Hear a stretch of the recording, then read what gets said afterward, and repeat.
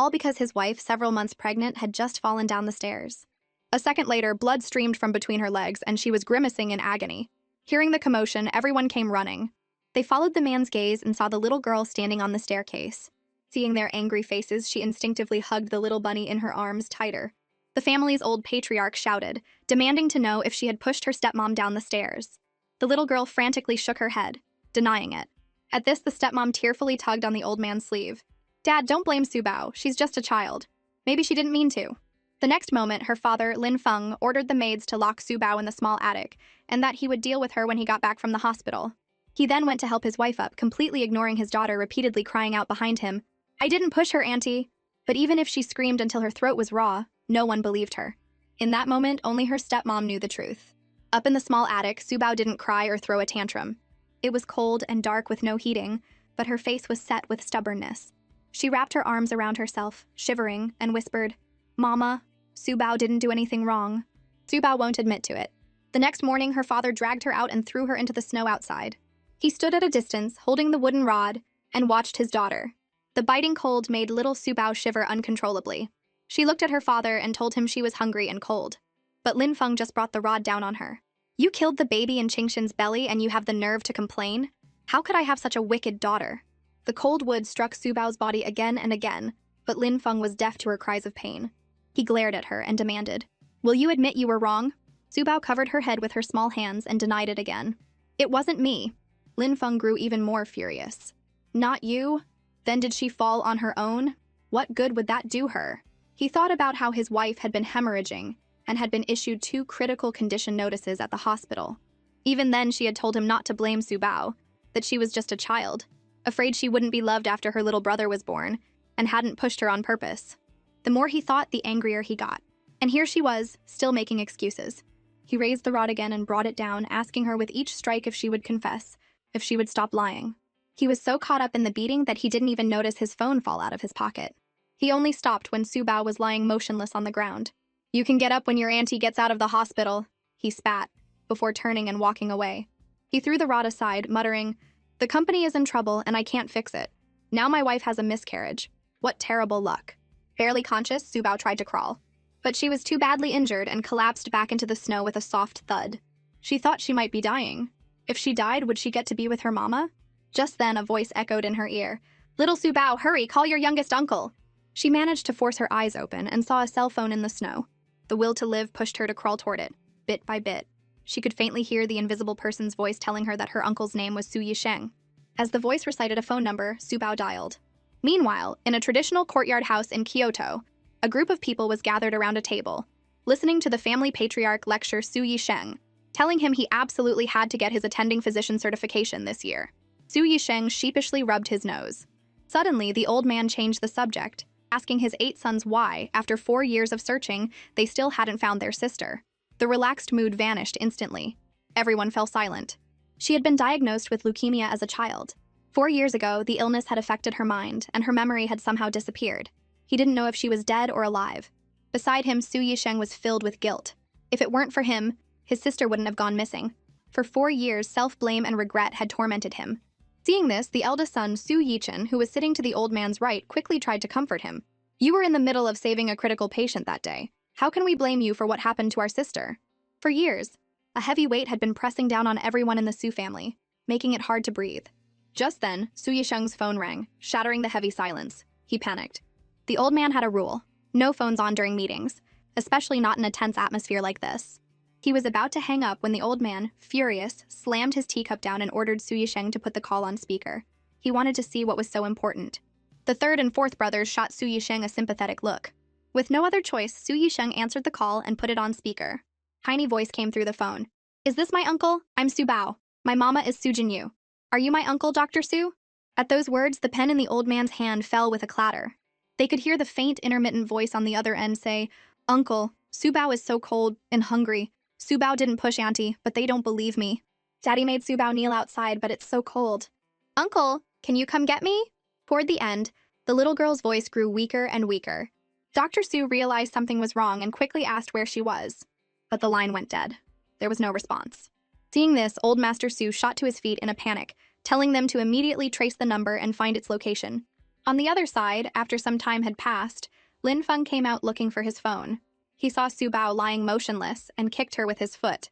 "It'd be for the best if you died," he said irritably. He secretly regretted taking in that female beggar 4 years ago. The thought of it now disgusted him. Lin Feng picked up his phone and started making a call as he walked away. His company was in big trouble recently, and he was asking the person on the other end if they knew anyone from the Su family in Kyoto. As dusk fell, she woke up again, tears frozen on her cheeks. "Daddy doesn't like Su Bao. Does Uncle not want Su Bao either? Nobody in the world likes me." She hadn't cried when her father beat her so hard, but now tears filled her eyes. She was afraid that if she died, Mama would see her like this and not want her either. Just as she was fading in and out of consciousness, she heard a rumbling sound. Soon the Lin family's main gate was kicked open. When the butler saw strangers breaking in, he tried to stop them. But a single warning glare from Su Yichen nearly made him wet himself. Su Yisheng, remembering Su Bao had said she was kneeling by the door, looked around and saw a small mound of snow. He bolted towards it. "Su Bao, wake up, your uncle is here." Su Yisheng took off his coat and wrapped it around Su Bao. He saw she was only wearing a thin, tattered piece of clothing, and her little face was purple from the cold. His eyes filled with pain as he cradled her in his arms. The moment he saw her, he knew. This was the child of their most cherished, most beloved little sister. Perhaps feeling the warmth, Su Bao managed to open her eyes. His face looked a little like her mama's. She mumbled, "Are you my uncle? I didn't push anyone." And then she lost consciousness again. Dr. Su's voice choked with emotion. He held her carefully, trying not to jostle her, and ran toward the car, ignoring the butler shouting behind him. Seeing them about to put Su Bao in the car, the butler chased after them, only to be shoved to the ground by Su Yichen. As they were about to leave, the butler yelled, "Do you have any idea whose house this is? I'm going to tell Mr. Lin." Su Yichen couldn't be bothered with such trash. He asked about Su Bao's condition. Su Yisheng said urgently, "To the hospital now." When Lin Feng heard the butler's report, he was ready to see who dared to cause trouble at his home. But then he saw Su Yichen's car drive past him. He recognized the man inside. Although he'd never met him in person, he followed the financial news, and the man looked just like he did on TV. Lin Feng had been racking his brain trying to figure out how to connect with the Su family, and now Su Yichen had just shown up at his house. He rushed over to greet him. Su Yichen stared coldly at the man before him. So this was Su Bao's father. Outside the car, the three of them were beaming with enthusiastic smiles, spouting a stream of compliments, nearly bowing at a 90-degree angle. Despite this, Su Yichen's face remained expressionless. He coldly dropped a single sentence, "The Lin family. Very good," and then drove off. The three people left behind stood there, stunned, confused, and terrified. Lin Feng sensed something was wrong and quickly called the butler over to ask what had happened. The butler, panicked, said, "They took Su Bao away. They said they were her uncles." The words hit Lin Feng like a bolt of lightning. Did that mean the beggar he had picked up 4 years ago was the Su family's most precious daughter? After learning that Kyoto's wealthiest man, Su Yichen, was Su Bao's eldest uncle, old Mrs. Lin was so shocked she could barely speak, telling Lin Feng to hurry up and bring Su Bao back. If they had known, how could they have let Su Bao kneel in the snow? Lin Feng yelled in frustration. "How are we supposed to get her back? Do you think we can just bring her back whenever we want?" He felt that no matter what, they were Su Bao's relatives. Lin Feng had just been a little too harsh while disciplining her. As long as they explained things clearly, the Lin family's fortune was all but guaranteed. Lin Feng nodded in agreement. Meanwhile, outside the VIP operating room at South City Hospital, old Master Su paced anxiously with his cane while the others waited for news. After 3 long hours, Dr. Su emerged from the operating room with a grim face. He handed a report to Su Yichen. "Her arms, legs, and ribs are all fractured. She's covered in frostbite. The severe parts might have to be amputated. How could they do that to such a small child?" "I'm going to destroy Lin Feng," one of them seethed, grinding his teeth. Seeing this, Su Yichen said coldly, "The Lin family's products were found to be involved in smuggling. The company is already in crisis. They've been trying to pull strings, hoping our family would help them." Old Master Su sneered. "They should be thanking their lucky stars we don't kill them, and they expect our help?" Dr. Su asked, "Why did they hit Su Bao?" Su Yichen explained everything he had found out. Furious, Su Yisheng turned to leave, but not before telling them that Su Bao had been moved to a ward. Just then, an assistant ran over to report that the Lin family had arrived and wanted to see their granddaughter. Su Yichen said impassively, "Inform the hospital to turn off the heat in their area, open the windows, and let them wait." At that moment, in the hospital room, it was as if someone was calling out to Su Bao. "Su Bao, little Su Bao, wake up!" Her eyelashes fluttered, and she slowly opened her eyes, murmuring, "Who is it?" Seeing this, everyone by the bed gathered around. Su Yisheng was the most excited and spoke first. "Su Bao, you're awake. I'm your youngest uncle." Su Bao looked at Su Yisheng, her mind a blank, and asked weakly, "Uncle, are you here to take me home?" Old Master Su's voice was thick with emotion. "We're here to take Su Bao home. No one will ever bully you again." Su Bao looked at them. Seeing her silence, Su Yisheng stroked her hair tenderly. "Su Bao, tell your uncle what's your full name." "Daddy said it was too much trouble to give me a name. He said he'd wait until my little brother was born. Su Bao is the name Mama gave me." Dr. Su felt a sharp pain in his heart. A child without even a proper name. What kind of life had she been living at the Lins? He suppressed his anger and held Su Bao's hand. "Then tell your uncle. What were you just thinking about?" Su Bao asked nervously, "Uncle, if I go home, will I have food to eat? Will you hit me?" Her words stunned everyone in the room. She was worried about whether she would have food to eat at home. Those two short sentences once again sent the Su family into a rage. Su Yisheng pressed Su Bao's little hand to his cheek. "When Su Bao comes home, you can eat whatever you want and no one will ever hit you. Look, you have so many uncles, and they will all protect you." He then began to introduce them one by one. "This is your eldest uncle, Su Yichen, the current CEO of Su Corporation. You can ask him for anything you want in the future. This is your second uncle, Su Zilin, a very talented architect. This is your third uncle, Su Yuefei, the best pilot at S Airlines. He can take you on a plane sometime. This is your fourth uncle, Su Luo, a famous list actor. This proud-looking one is your fifth uncle, Su Yinger, a construction foreman." Su Yinger shot back, looking very displeased. "I'm the head of a major infrastructure company. Fifth brother, don't be mad. I was just trying to make it easier for Su Bao to understand. This is your sixth uncle, Su Jingmo, a leading scientist in a lithography machine lab. And this is your seventh uncle, Su Yunchao. He's a secret agent who protects the country. Su Bao, you have to help keep your seventh uncle's identity a secret, okay?" Su Yunchao made a shh gesture. "And this is your grandpa. Grandpa is very strict, so Su Bao has to be a good girl." Old Master Su wiped a tear from his eye. Not strict at all. Our Su Bao is a good girl." Su Bao looked at the family surrounding her bed. If they knew she had refused to admit she was wrong, would they still like her? She clutched the blanket tightly. "Uncle, I didn't push anyone. Daddy and Grandpa wanted me to admit I was wrong, but I wouldn't." "Your big uncle believes you. You were right not to admit it," Su Yichen said, and the others all chimed in with their agreement. Hearing their words, Su Bao's lip trembled and she burst into tears. "Uncles, Grandpa, thank you for believing Su Bao." She sobbed and sobbed. The group of grown men who had never raised a child panicked. After Su Bao cried herself to sleep, Old Master Su stayed with her while Su Yishen called his brothers out of the room. "I found news about our little sister. I didn't say anything earlier because I was afraid Dad couldn't handle it." Hearing this, the brothers all looked at him nervously. 4 years ago, after our sister got sick and lost her memory, she somehow ended up in South City and was taken in by a passing Lin Feng. Not long after, she was in critical condition while giving birth and almost didn't make it. Perhaps because of the child, she held on for 2 more years before she passed away from her illness. After hearing their brother's findings, the thought that their precious little sister had died like that, and that the Lin family had abused Su Bao so horribly, filled them all with a rage so intense they wanted to tear Lin Feng limb from limb. Just then, the usually calm and composed Su Yichen rolled up his sleeves. 8 against 1. You think that's enough?" At his words, the Su brothers' eyes lit up and they all began cracking their knuckles. Seeing this, the gentle pilot, Su Yuefei, stopped them. "This is a society of laws. We can't just openly beat someone up." The next second, however, he stopped a passing nurse and asked if their department had any burlap sacks. The nurse was taken aback. "We have woven plastic sacks, but cardboard boxes would be better for packing things." Su Yuefei smiled. "Thank you. The plastic sacks will be fine." He turned back to his brothers and gave them a thumbs up. "Done. If we're going to beat him, of course we have to put a sack over his head first." Lin Feng was walking through the underground parking garage. He was on the phone as he walked, completely unaware that someone was targeting him from behind. The next moment, a plastic sack was thrown over his head. Before he could react, a barrage of wooden sticks rained down on him. He screamed, "What are you doing? Who are you?" When Lin Feng yelled, "Do you know who I am?" Su Yichen raised a hand, signaling them to stop. Lin Feng thought they were scared. But just then, a wooden stick came crashing down on him. While Lin Feng was being beaten senseless, Su Bao was being gently woken by a voice. She opened her eyes and heard the same invisible person from before. "Who are you?" Su Bao clutched the bedsheet, nervously looking in the direction of the voice. The voice continued to coax her. "I'm your master. Call me master." "I don't have a master, and my name is Su Bao, not little Su Bao," she corrected him sullenly. He looked at Su Bao and clicked his tongue. This kid wasn't easy to fool. But he persisted, explaining that her mother, while she was still alive, had given Su Bao to him to be his disciple. Afraid she wouldn't believe him, he even mentioned Su Jinyu's name.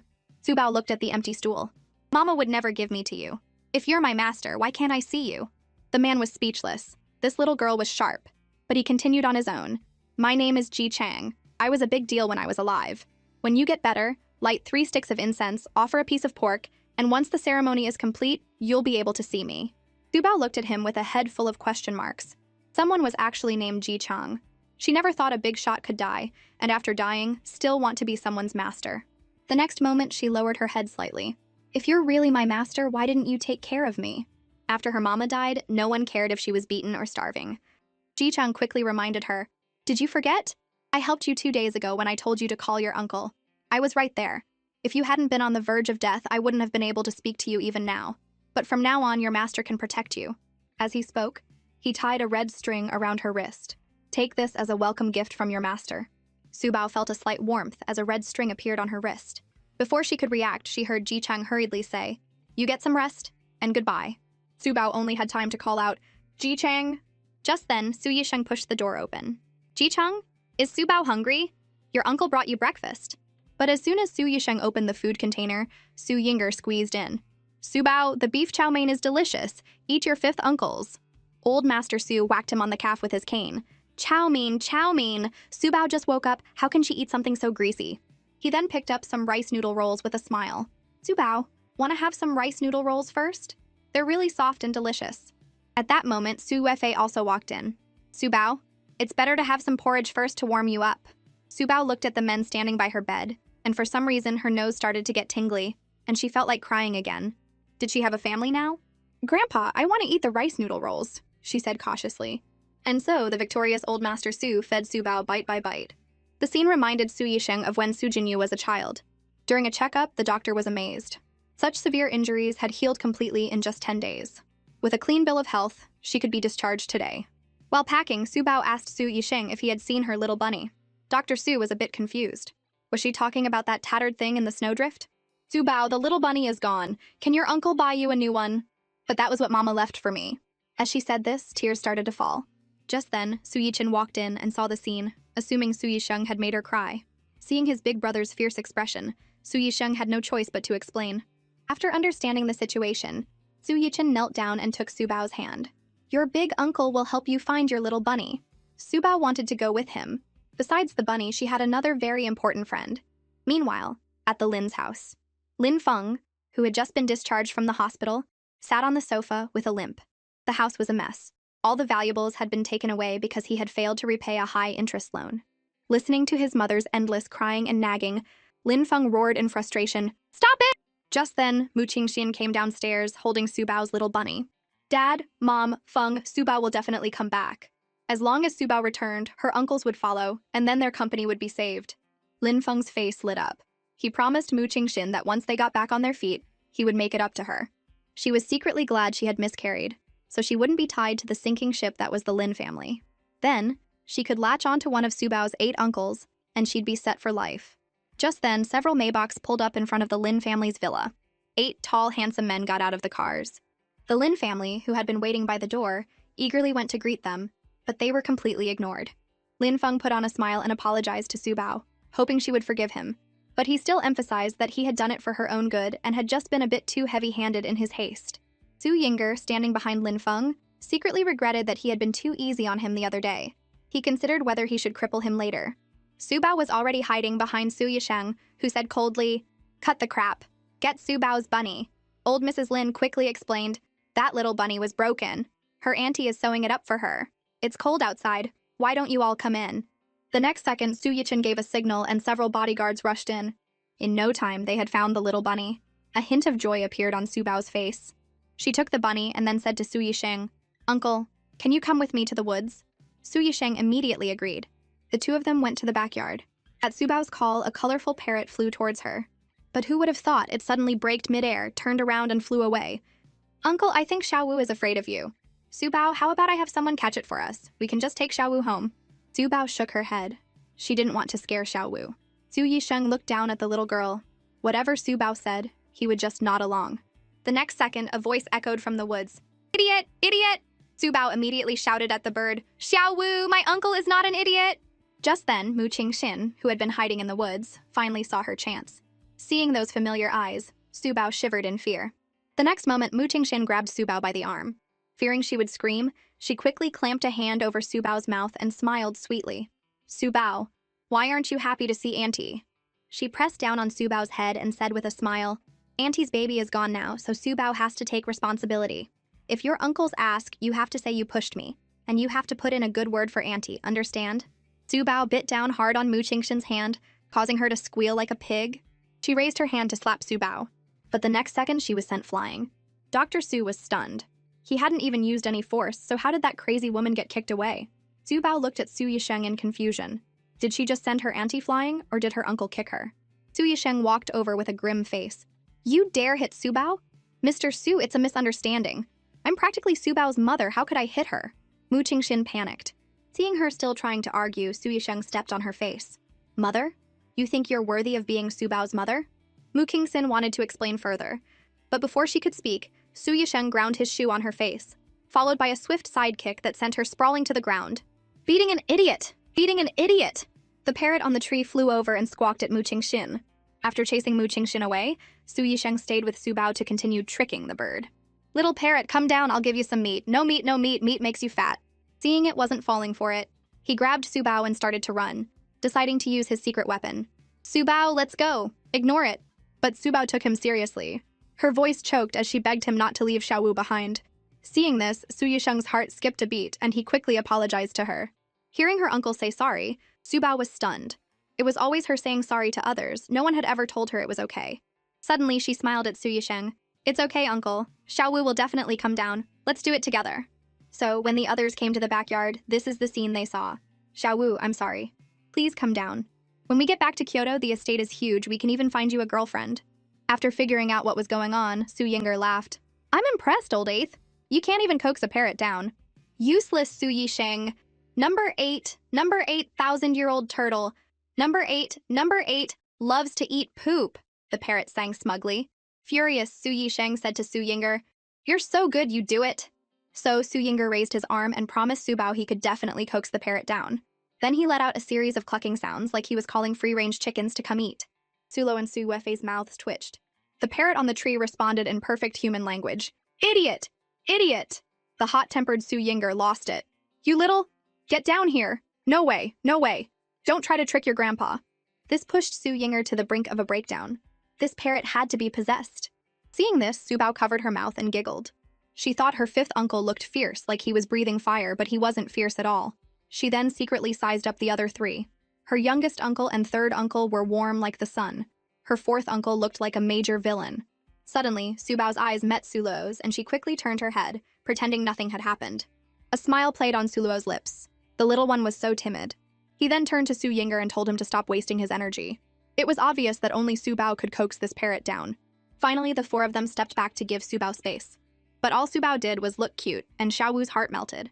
It flapped its wings and flew towards her. Suddenly, a voice called out, So, my uncles-in-law are here! The startled parrot flew away again. Su Bao, who had just relaxed, saw the newcomer and instinctively hid behind Su Yisheng. Hearing that they were going to use a tranquilizer gun to shoot the parrot down, Su Bao panicked. Su Yisheng coldly told them to leave and that their help wasn't needed. Seeing that Lin Feng wasn't getting the hint, Su Yinger stepped forward, ready to slap him. Su Yichen was even more direct. Just one motion, throw them all out. The black-clad bodyguards dragged them out one by one. With the Lin family gone, Su Bao tempted Xiaowu with a slice of apple, reassuring it that her uncles weren't bad people. If you don't come down now, you might never see Su Bao again. At this, Xiaowu swooped down and landed on Su Yisheng's head. Before he could react, Su Yisheng grabbed it with a swift motion. Help! Help! Don't touch me! Don't touch me! Outside the villa, Lin Feng saw them coming out and said with a smile, So Su Bao likes parrots? Daddy will buy you lots and lots of parrots in the future, okay? Su Bao lowered her head. I don't want Daddy to buy me parrots, and I don't want a daddy anymore. Lin Feng couldn't help but scowl. Su Bao, how can you say that to your father? He was about to lose his temper when Su Yinger grabbed him by the collar and slammed him against the villa's main gate. In-laws? Who the hell do you think you are? You don't deserve to be Su Bao's father. Su Yinger slammed Lin Feng's head against the iron gate with a series of loud thuds, louder than a gong. Seeing this, Su Yisheng immediately scooped up Su Bao and walked away, calling back to Su Yinger, We'll wait for you in the car. After getting his fill of beating, Su Yinger sent a flying kick toward Lin Feng, directly revoking his qualifications to be a father. You piece of trash. Since you can't be a good dad, then don't be a dad at all. He then snorted, clapped his hands, and turned to leave. Anyone who betrays my little sister will be punished no matter how far they run. Seeing that the Sue family had all left, she wanted to call an ambulance. But old Mr. Lin stopped her. What money do we have for a doctor now? Our phone service has been cut off. Old Mrs. Lin could only tell Lin Feng to endure it. It'll stop hurting after this. Just then, a group of people walked in from outside. Well, Mr. Lin, what a lucky day for you. When are you going to pay back the 80 million you owe us? Old Mr. Lin quickly pointed at the departing Sue family. Do you know who we are? We're related to the Sue family of Kyoto. The only response he got was the exhaust from the Sue family's car as it drove away. The blonde debt collector chuckled and gave a signal. His lackeys rushed forward. If you can't pay up, you can use the house to cover it. You all can get lost. Your family deserves to end up like this. Meanwhile, Su Yichen was tapping away on his phone. Take care of the Lin family. The reply came back. Kill them? No. Make them wish they were dead. In the back seat, Su Bao held her beloved bunny in one arm and the parrot in the other. Old Master Su said kindly, Su Bao, we're going home now. Grandpa, can we bring Mama's ashes home too? Old Master Su's heart ached as he nodded. We'll all go home together. Now Su Bao was happy. They could finally bring Mama home. The group then boarded the Su family's private jet. Su Bao looked out at the sky with curiosity. Su Yuefei smiled gently. What are you looking at, Su Bao? Third uncle? Are we flying in the sky right now? He nodded.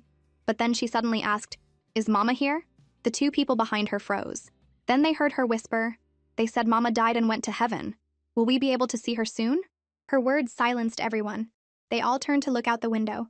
Dr. Su took Su Bao into his arms. Su Bao, go to sleep. You can see Mama in your dreams when you're asleep. Su Bao hummed in agreement and closed her eyes. She knew her uncle was tricking her. She had fallen asleep many times, but she had never once seen her Mama. At that moment, the red string on Su Bao's wrist glowed faintly. In her dream, Su Bao felt warm all over again, surrounded by clouds that looked like cotton candy. She plucked a piece and put it in her mouth. Her eyes lit up. It was sweet. Then a gentle, familiar voice came from behind her. Su Bao. Su Bao turned around, her eyes wide. Her Mama was standing not far behind her, looking at her with tears in her eyes. Su Bao rushed forward and was held tightly in her mother's arms. Su Bao, be good. From now on, Grandpa and your uncles are your family. You have to be happy, okay? Tears streamed down Su Bao's face. I know, Mama. Su Jinyu stroked Su Bao's head. Also, Grandma isn't well. Can Su Bao be a good girl and take care of Grandma for Mama? Su Bao nodded repeatedly.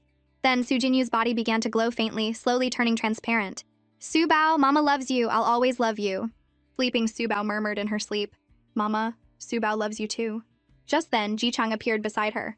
Well, I guess I don't owe your mother anything now. A few hours later, the plane landed at Kyoto International Airport. Seeing that Su Bao was still asleep, Old Master Su shushed Su Yisheng. Su Yisheng tiptoed out of the plane. Just then, Kidnapper! Kidnapper! A parrot with a chain on its leg spread its wings and screeched. Su Bao's eyes snapped open. Dr. Su gently patted her head. Honey, we're in Kyoto. We're going home now. Outside the airport, 4 Rolls-Royces were parked neatly in a row. Seeing the spectacle, passers-by took out their phones and started snapping pictures. 8 tall, imposing men walked out, led by an elderly man. One of the men was holding a little girl. On his shoulder sat a parrot, currently singing excitedly. Broke haha, yakshasha, Harry Potter on a broomstick flying, sorry. Seeing them all get into the luxury cars, everyone shed tears of envy. When it came to being born lucky, they had clearly lost. In stark contrast to Su Bao's treatment, the Lin family's situation was beyond miserable. They were sleeping under a bridge, but even then, they were either being chased away or suddenly beaten up in their sleep. At that moment, Mu Qingxian was scrolling through TikTok and saw a trending video of Su Bao. Seeing Su Bao surrounded by her adoring family and the 4 luxury cars, she was filled with jealousy and resentment. Meanwhile, Su Bao stood outside the gates of the Su family estate and asked Su Yisheng happily, Uncle, is this Mama's princess castle? Old Master Su addressed a line of servants. From now on, Su Bao is our Su family's little daughter, our little princess. Her last name is Su. He took her hand and led her to see her room. Seeing the beautiful princess room, Su Bao couldn't believe it was hers. Su Bao politely thanked her uncle and grandpa. Then, Su Yisheng told her, When your older cousins get home from school, they can play with you, okay? Hearing she had cousins, Su Bao looked confused. You have 3 older male cousins and 1 older female cousin. They're your first and second uncle's children, Su Yisheng explained briefly. Su Bao nodded obediently, a hint of anticipation in her eyes. Shortly after Su Bao arrived at the Su family home, an elegantly dressed woman walked in, holding a little girl's hand. She told the little girl to remember to give a doll to her little cousin Su Bao when she saw her. The little girl pouted and threw a tantrum. I won't! All the toys are mine! She then ran into the estate without a second glance. The woman turned and hurried her son, who was dawdling in the car, reminding him that his cousin Subao was waiting. But Su Zixi just wrinkled his nose. I don't want another sister. Having Han, who always steals my toys and cries at the drop of a hat, is more than enough. I don't want another one. By now, Han had run back to her room. She grabbed a doll and slammed it on the floor. Just then, Subao knocked on Han's door. She hesitated before calling out, Big sister, it's Subao. I brought you a present. Han threw the door open, nearly knocking Subao over. She put a hand on her hip and said loudly, Go away, you're annoying. Who wants your stupid stuff? Old Master Su, drawn by the noise, told Han, Your cousin came to be your friend. It's not right to push people. But she just burst into tears. Dad, Han is still little. She doesn't know any better. Hearing this, Old Master Su snapped, If she's little, then she needs to be taught. I've told you this more than once. How are you raising your children? He then took Subao's hand and left. She then comforted Han, telling her not to cry and that Mama would buy her a new doll. Meanwhile, Old Master Su took Subao back to her room. The parrot saw Subao and tried to fly to her, but was held back by the chain on its leg. The old man, worried Subao was upset about what had just happened, tried to explain Han's behavior. But the sensible little girl ended up comforting him instead, saying she understood how her sister felt, because she didn't like giving her things to others either. Old Master Su sighed. Subao was so young, yet she seemed to understand everything. He patted her head. Come on, your grandma is back. Downstairs, Suzaline pushed a wheelchair. The woman in it, old Mrs. Su, called out in a trembling voice, Subao. Looking at the perfect doll-like little girl, Mrs. Su was too choked up to speak. This was Yu Er's child. She looked exactly like Yu Er did when she was little. Subao rushed into Mrs. Su's arms. Seeing her grandma cry and remembering her promise to her mama to take care of her, she gently patted her grandma's back. Don't cry, be a good grandma, don't cry. Just then, Han, who had finally been calmed down, came out and saw them all hugging downstairs. She got angry all over again. Then a squawking sound came from Subao's room, like someone singing. Her attention was drawn and she ran towards Subao's room. She opened the door and her eyes lit up. It was a parrot. Without a second thought, she ran in to try and catch it. Xiaowu flapped its wings in a panic. A brat is here, help me, help me! Wei Wan frowned at the words. What an ill-mannered parrot. The next second, she saw Han with her hands wrapped around the parrot's neck. Wei Wan quickly told her that Mama would buy her another one, but Han threw a tantrum, refusing. She wanted this one. The terrified Xiaowu finally broke free and squawked loudly, Help! Help! They're gonna cook me! The commotion was so loud that the people downstairs heard it. By the time Subao rushed to her room, the scene she saw made her furious. Han was grabbing Xiaowu and shaking it back and forth. You won't listen! I'll hit you! Hit you! The parrot could only let out pitiful cries. Subao rushed forward. You can't hit Xiaowu! But Han just shoved her away and yelled, It's mine! The parrot is mine! Now Subao was truly angry. She grabbed Han and pushed her hard to the ground. Xiaowu is my friend, not yours. Han couldn't beat Subao, so she burst into earth-shattering sobs. Wei Wan held Han and scolded Subao with a dark face. How could you hit someone? If you didn't want to give the parrot to your sister, you could have just said so. Subao's eyes filled with tears, but she stubbornly clenched her fists. Sister hit me first! Wei Wan grew even angrier. She hit you, so you have to hit back? Don't you know that children should be gentle and polite? Enough. Old Master Su's roar cut Wei Wan off. Have you taught Han to be gentle and polite? She was the one who tried to steal Subao's parrot and hit her first, yet you're criticizing Subao? Wei Wan saw that everyone was concerned about Subao, while no one cared about Han. Heartbroken, she grabbed Han and stormed off. Seeing her leave in a huff, Old Master Su was furious. So I can't even say anything to her now? Doesn't she realize what the problem is? Suzaline had no choice but to calm his father down, saying he would handle it. Seeing that Subao was still upset, the old man decided to let it go for now and went to comfort her. Subao was holding the motionless Xiaowu, not saying a word, her eyes brimming with tears. Meanwhile, in Han's room, Wei Wan saw that her precious daughter's arm was scratched and started yelling at Suzaline. What kind of father was he? It was clearly Han who was bullied. Her arm was bleeding. Suzaline replied coldly, If she hadn't tried to take someone else's things, would she have been hit? I've let a lot of things slide in the past, but my patience has a limit. Hearing Han cry even louder, he turned and walked out in frustration. Wei Wan felt completely heartbroken. What had she done wrong? Was it wrong to care about her own child? Why was everyone targeting her and Han? After leaving the room, Su Zilin saw Su Yichen waiting for him at the door. Su Yichen said to him in a low voice, Second brother, you should resolve this matter soon. I know. I'm just worried about how a divorce will affect the children. Su Yichen nodded and turned to leave. You need to think it through yourself. Just a short while ago, everyone had been peacefully sitting together, trying to come up with a name for Su Bao. Since everyone called her by her nickname, Su Bao, old Mrs. Su lovingly stroked her hair and asked if she wanted to take her mother's last name, Su. Su Bao nodded happily. Old Master Su stroked his chin. What should we call her? The next moment, Su Bao raised her little hand. Su Bao! Everyone had to stifle their laughter. Su Yisheng's suggestion was even simpler. Su Su. Su Bao threw up her hands and shook her head. Old Master Su suggested they not rush the name and think about it more. He then asked Su Bao if she was 3.5. Su Bao thought for a moment. It seemed her mama had told her she had popped out on March 15th, Consumer Rights Day. Old Mrs. Su was the quickest to react. March 15th? Isn't that in a week? She proposed they throw Su Bao a birthday party and buy her a huge cake. Su Bao's eyes lit up. She was going to have a big cake. Just then, Han Han, who was sitting across from Su Bao, shot up and yelled that she didn't want to eat with Su Bao. The 3 little boys sitting nearby all rolled their eyes in unison. This was why they didn't like their sister. Wei Wan quickly asked Han Han what was wrong. Han Han threw her food on the table and cried that she just didn't want to eat with her cousin. Su Bao frowned at Han Han. She still remembered how Han Han had nearly choked Xiao Wu to death. Suddenly, old Master Su roared, "If you don't want to eat, then leave. Who told you you could throw your bowl? Second brother, how are you raising this child?"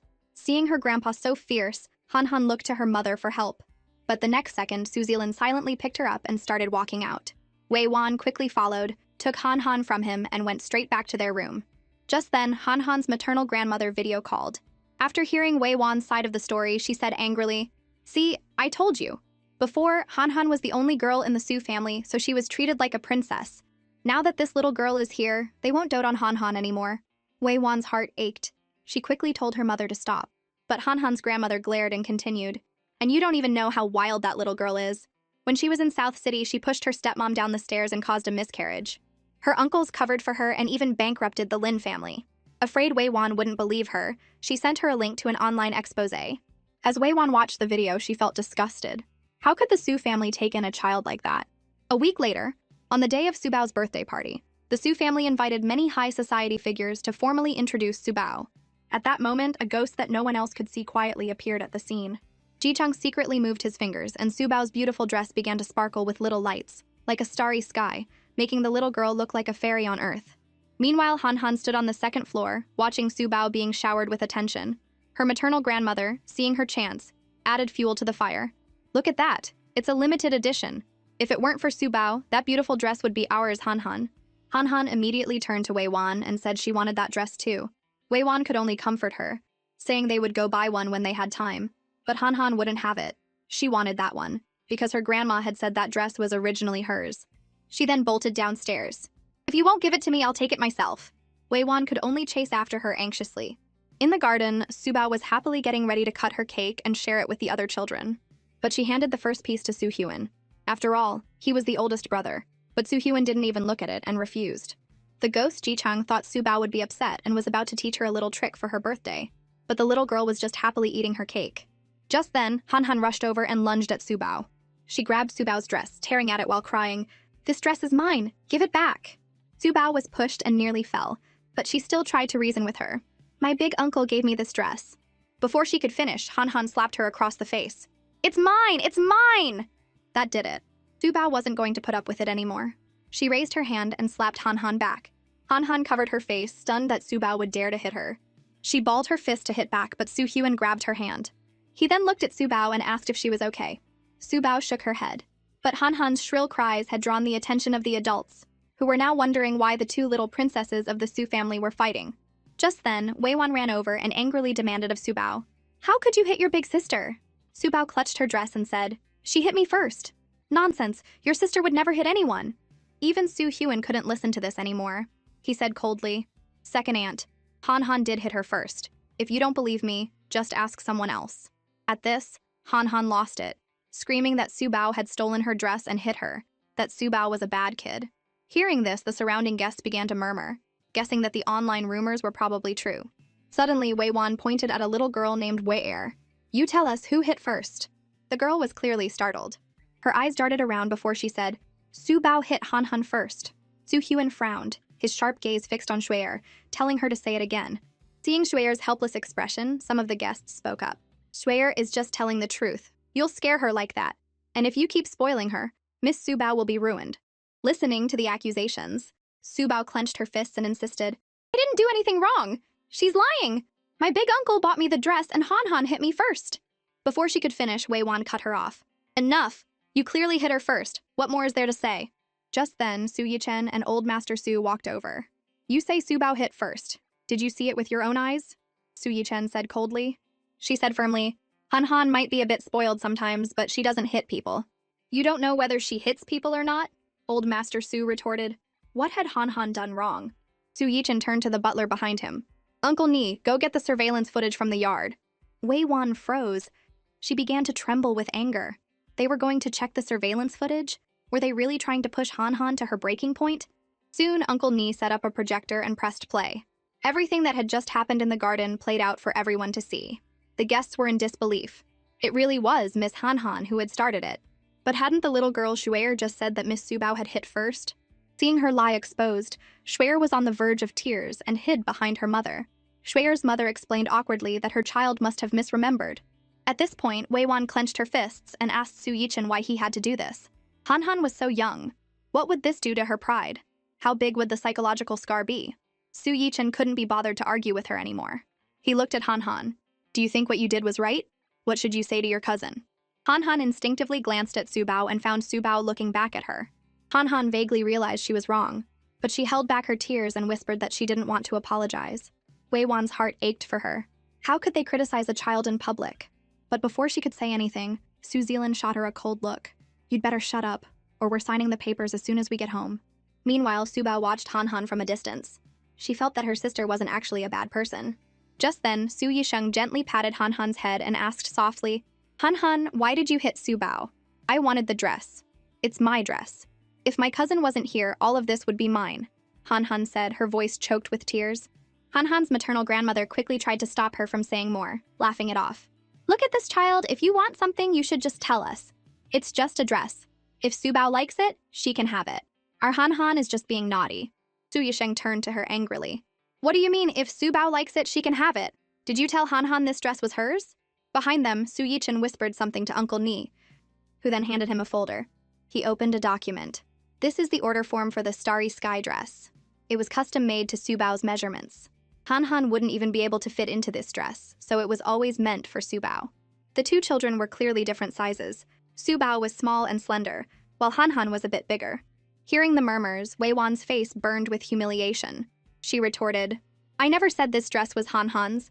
I just said that Su Bao had one and Han Han didn't, which is why Han Han threw a tantrum. Su Yichen coldly flipped to the next page. Su Bao has a custom Starry Sky dress. And of course, Han Han does too. This page has the details for Han Han's dress. Someone with sharp eyes noticed that Han Han's dress was actually 500,000 yuan more expensive than Su Bao's. The conversation immediately shifted. The child was just being naughty. An adult must have told her the dress was hers. They wondered what kind of mother was raising the child. Wei Wan felt like her face was on fire. Just then, Su Yisheng said, Han Han, do you understand now? You have your own dress too. If you want one just like Su Bao's, your uncles can have one made for you. Han Han, dazed, replied, I understand. She walked over to Su Bao and sincerely said, I'm sorry. Su Bao happily replied, it's okay. Seeing that Han Han had stopped crying, Old Master Su told Su Huan to take his cousins back inside. He then turned to Wei Wan. You go back and think about what you've done. She turned and left without a word. She muttered that even if Han Han was wrong, she, as the mother, should be the one to discipline her. What right did they have to do it for her? Besides, Su Bao had hit her too. Why was only Han Han getting scolded? The more she thought, the more resentful and wronged she felt. Just then, she saw someone causing a scene at the estate gate. As she got closer, she realized it was Su Bao's biological father, looking exactly like he did in the online photos. She walked over and told the guard to let them in. The guard hesitated, thinking he should check with the old master first. But Wei Wan pulled rank as the second mistress of the house, and he had no choice but to obey. Meanwhile, after the drama, everyone gathered around again to wish Su Bao a happy birthday. Su Bao was delighted. It was the first time so many people had celebrated her birthday. She clasped her hands, closed her eyes, and wished for her mama to be happy in heaven, to see her again, for her grandma's health to improve, for her big uncle's business to prosper, and many other wishes that the author won't list for her. Su Yisheng picked up Su Bao and told her to blow out the candles. She puffed out her cheeks and blew. Just as everyone was about to applaud, a familiar voice called out, Su Bao! Lin Feng and Mu Qingxin ran over as if in a 100-meter dash. Happy birthday, Subao! Daddy is late. Your stepmom and I brought you a present. Seeing them, Subao frowned in fear. Old Master Su roared, "Who let you in? Get out!" Lin Feng and Mu Qingxin dropped to their knees with a thud. Father-in-law, it was my fault. I shouldn't have been so neglectful of Subao. I lost control because Qingxin lost the baby. I was too rough on Subao. Subao couldn't help but say, "Daddy, you're lying. You always hit Subao." Lin Feng quickly explained that he was just disciplining her. After their back and forth, the guests finally understood that these were Subao's father and stepmother from the online rumors. To show up on a child's birthday like this was clearly a deliberate attempt to cause trouble. Su Yinger said to his older brother, "Are we just going to let these people stay? Are we waiting to celebrate New Year's with them?" Su Yichen stopped him. "If we just throw them out, wouldn't that be letting them off too easy?" But Su Yichen confronted Mu Qingxin directly. "Are you sure it was Subao who pushed you and caused your miscarriage? Or did you just think that since there were no security cameras in the Lin's house at the time, you could say whatever you wanted?" Mu Qingxin pretended not to understand. Just then, at Subao's call, Xiaowu flapped its wings and flew over. Su Yichen then told Xiaowu to repeat what it had heard that day. To everyone's surprise, the parrot perfectly mimicked Mu Qingxin's voice and tone. "Auntie is already so pitiful. When your uncles ask you, you'll say you pushed me, you hear me? You're so disobedient. If you keep this up, do you believe I'll hit you?" Mu Qingxin wished she could just die. She never thought this damn bird would repeat her words verbatim. The guests were stunned. They all looked at Mu Qingxin, whispering amongst themselves. Could there be more to her miscarriage? Mu Qingxin loudly denied it, saying she had no reason to use her own flesh and blood to frame Subao. It wouldn't benefit her at all. Besides, how could they suspect her based on the words of a parrot? But Su Yichen just said coldly, "Not a bad performance." He then gestured for her to look at the screen. Uncle Ni, now a pro at this, set up the projection equipment again. The screen showed a heavily pregnant Mu Qingxin, while Subao, in tattered clothes, stood about 2 feet away, holding her bunny. Mu Qingxin told her to stand there and not move, and Subao obediently agreed. Suddenly, Mu Qingxin threw herself backward, falling down the stairs. Then came the Lin family, who, without asking any questions, immediately started scolding Subao. Seeing the video, Lin Feng was even more shocked than Mu Qingxin. He repeatedly asked her, "Why? You said Subao pushed you." Mu Qingxin had no defense and could only repeat that she didn't remember. Su Yichen calmly took a document from Uncle Ni. "You don't remember? Then let me help you remember." He threw a file in Lin Feng's face. "Your miscarriage was premeditated. The 2 instances of hemorrhaging during the surgery were also fake. This is the disciplinary notice for the doctor who took money to help you forge the records. We have witnesses and evidence. Do you remember now?" Mu Qingxin collapsed to the ground, completely exposed. Lin Feng, finally understanding, was so angry he could have spat blood. Even then, Mu Qingxin refused to admit it, shaking her head and begging Lin Feng to believe her. Suddenly, the furious Lin Feng calmed down. He put on an act of being deceived and explained to Subao that he had been tricked, which was why there had been a misunderstanding between them. Su Yichen pointed to the projector. "You call beating Subao like this a misunderstanding?" The screen flashed with images of Subao being brutally beaten, along with her hospital records, which clearly stated respiratory arrest, shock, multiple fractures, and frostbite all over her body. The guests watched, speechless. This wasn't discipline, this was beating her to death. This wasn't a father, this was a monster. But Su Yichen wasn't done with him. With a continue, Uncle Ni displayed a wanted poster with an official seal. He explained, "A year ago, the Lin Corporation was investigated for large-scale smuggling. The police have now confirmed the evidence and issued this official wanted poster. So the Lin family hadn't been bankrupted by the Su family's revenge, they had brought it on themselves." The guests were once again shocked by the truth and began cursing, saying that people like him didn't deserve to live and that someone should call the police. Hearing the word police, Lin Feng panicked. He rushed toward Subao shouting, "No matter how badly I treated her, I still raised her. Without me, would she even be in this world? Your Su family is ungrateful." But Su Yichen coolly unfolded another document. "Actually, you didn't raise her. This is a DNA test result. You are not Subao's biological father." Lin Feng's mind went blank. He wasn't Subao's biological father. His last escape route was cut off. Seeing the police approaching, he made a last-ditch effort. "I raised this little bastard for 3 years. And this is how you treat me? Fine, then let this little bastard die with me and your Su family can regret it forever." He lunged at Subao. But before he could reach her, Su Yichen sent him flying with a single powerful kick. The police quickly moved in and apprehended him. At the same time, Mu Qingxin was also arrested for spreading false rumors online. As he was being led away, Lin Feng cursed Mu Qingxin. If she hadn't lied to him, he never would have hit Subao, and he wouldn't have ended up in this mess. In a final fit of rage, he kicked Mu Qingxin hard. Unprepared, she slammed her head against the car frame and let out a scream. She fell to the ground, blood soon trickling from her head and nose. A moment later, Mu Qingxin's ghost slowly floated up from her body. She watched in a daze as the police checked her pulse. When she realized what had happened, she shrieked frantically. She didn't want to die like this. Back at the estate, old Mrs. Su held Su Bao and took her inside. They were in no mood to continue the birthday party. But the little girl turned to her and smiled sweetly. "Is Grandma sad for Su Bao?" "It's okay, Grandma. Su Bao is fine." Mrs. Su's eyes reddened. This child was too kind. Seeing her grandma cry, Su Bao even tried to cheer her up, telling her not to cry. Su Yichen knelt down and asked Su Bao if she was sad. She shook her head. "I'm not sad. Daddy was the one who did something wrong. He should be the one who's sad." Su Yichen was surprised. The little one was so young, but she seemed to understand everything. He patted her head. Just then, Su Yisheng raised his glass and announced that the birthday party was over. He also announced that from this day on, Su Bao's name would be Suzy Su, and that the Su family would never let her be wronged again. He thanked everyone for coming. As the guests envied Su Bao for having 8 powerful uncles watching over her, Suyer listened with a mix of envy and jealousy. At that moment, her mother spotted Academician Lao in the crowd. When she heard that he was looking to take on a young disciple, her eyes lit up. Academician Lao was a renowned master of traditional Chinese painting. If he was looking for a young disciple, did that mean Suyer had a chance? If her Suyer could be chosen as his student, everyone would be green with envy. She quickly led Suyer over to him. When she learned that he was indeed there to find a young disciple, she was overjoyed. Since Suyer was talented in painting and her work had even been selected by the National Painting Academy, she automatically assumed that Suyer was the disciple he was looking for. Remembering her mother's instructions to be on her best behavior, Suyer bravely greeted him. Seeing him smile so warmly at her, she also believed he was there to choose her. She was about to say something when Dr. Su walked over with Su Bao. Su Bao looked up and called out, "Hello, Teacher Lao." Academician Lao was taken aback for a moment, but quickly realized the little girl must have meant to say Teacher Lao. He smiled back and greeted her. The mother and daughter, watching the 3 of them chat happily from a distance, were no longer so cheerful. Seeing that Academician Lao was about to leave with them, Suyer was stunned. Weren't they going to choose her as a disciple? Why were they leaving? She called out anxiously, "Grandpa Lao, what about me?" He looked at her in surprise and said, "You're a good girl too. Grandpa has to go now." Suyer looked at her mother in a daze. Her mother comforted her. "Let's just wait a bit.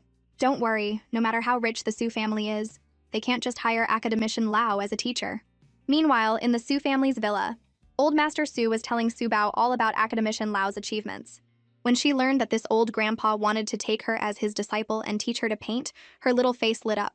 Su Bao excitedly explained the content of her drawings to him, and he listened, fascinated, laughing from time to time. It was soon 11 at night, and Su Bao happily saw him off. As Academician Lao sat in his car, he couldn't help but look at the pictures of Su Bao on his phone. "I made the right choice coming today. I found a very talented little disciple." But as his car was leaving the estate, he saw someone waving for him to stop.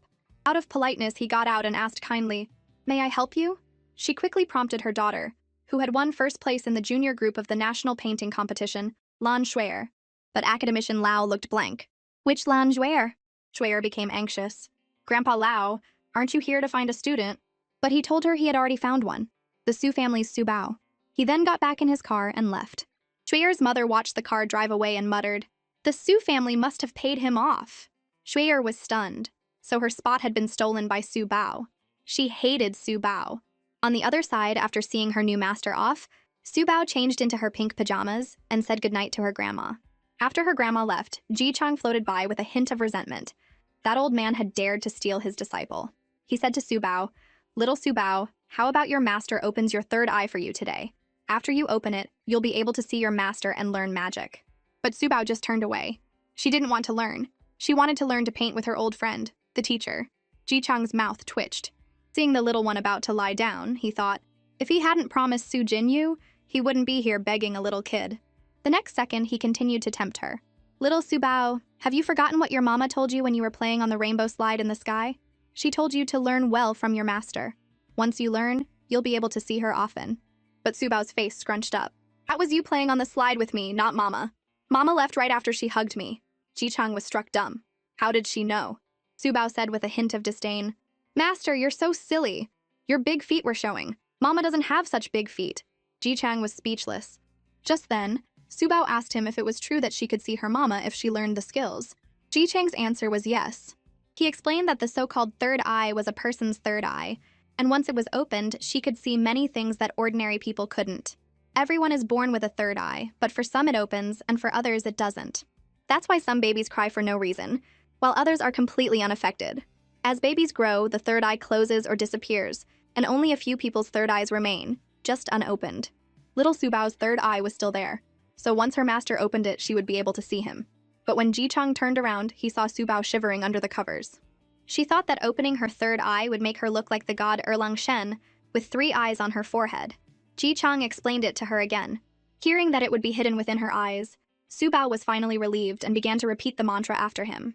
When Subao opened her eyes, she said, "Master, why can't I see anything?" Ji-chang floated lazily in mid-air, picking his ear.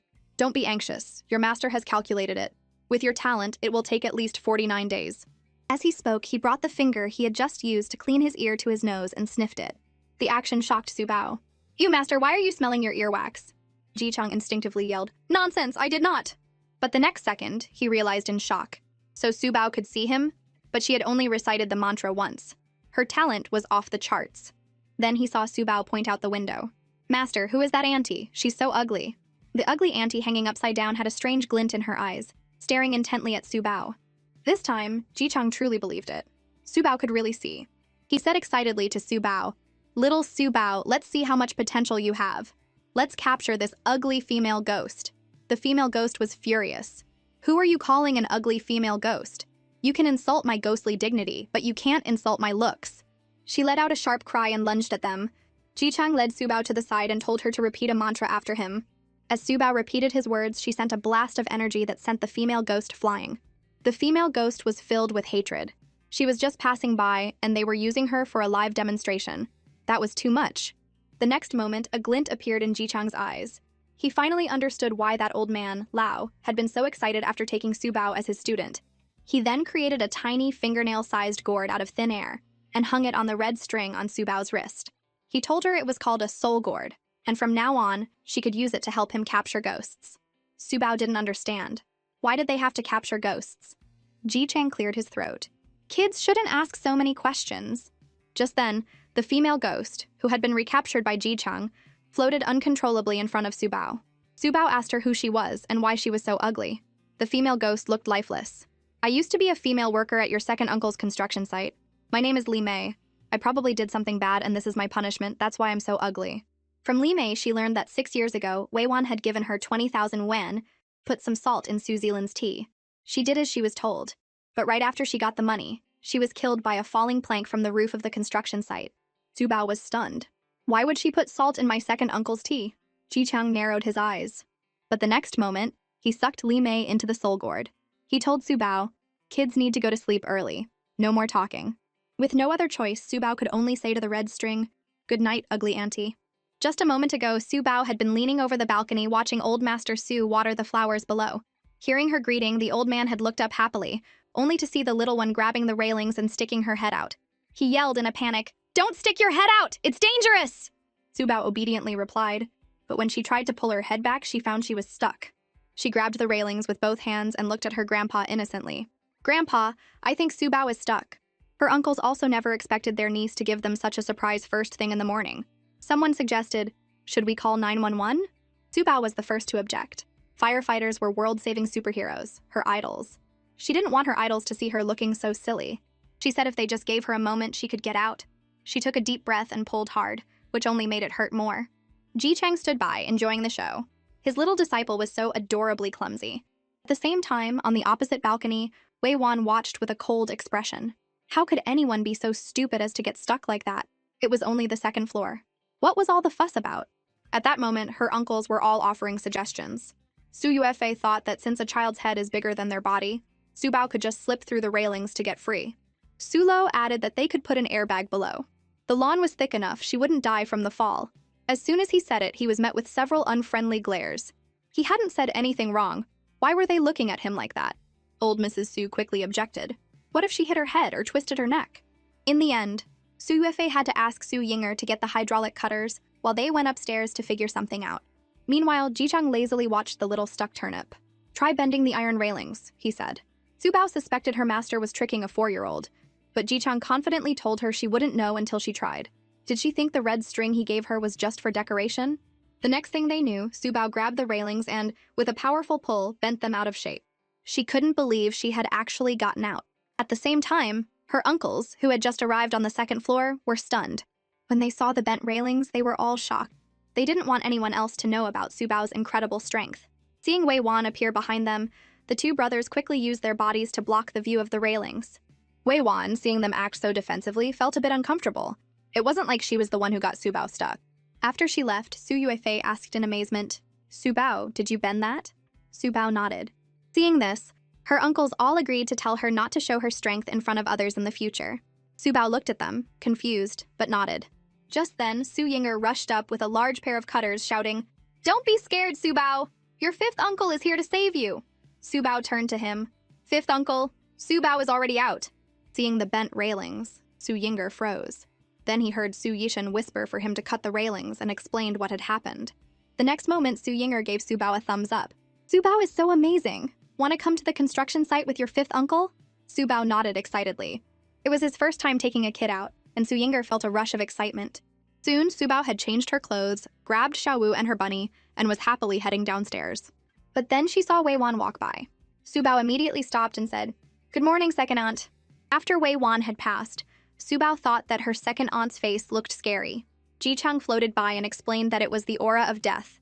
It only appeared on someone who had killed, and had been near the person when they died, thus getting stained by the death aura.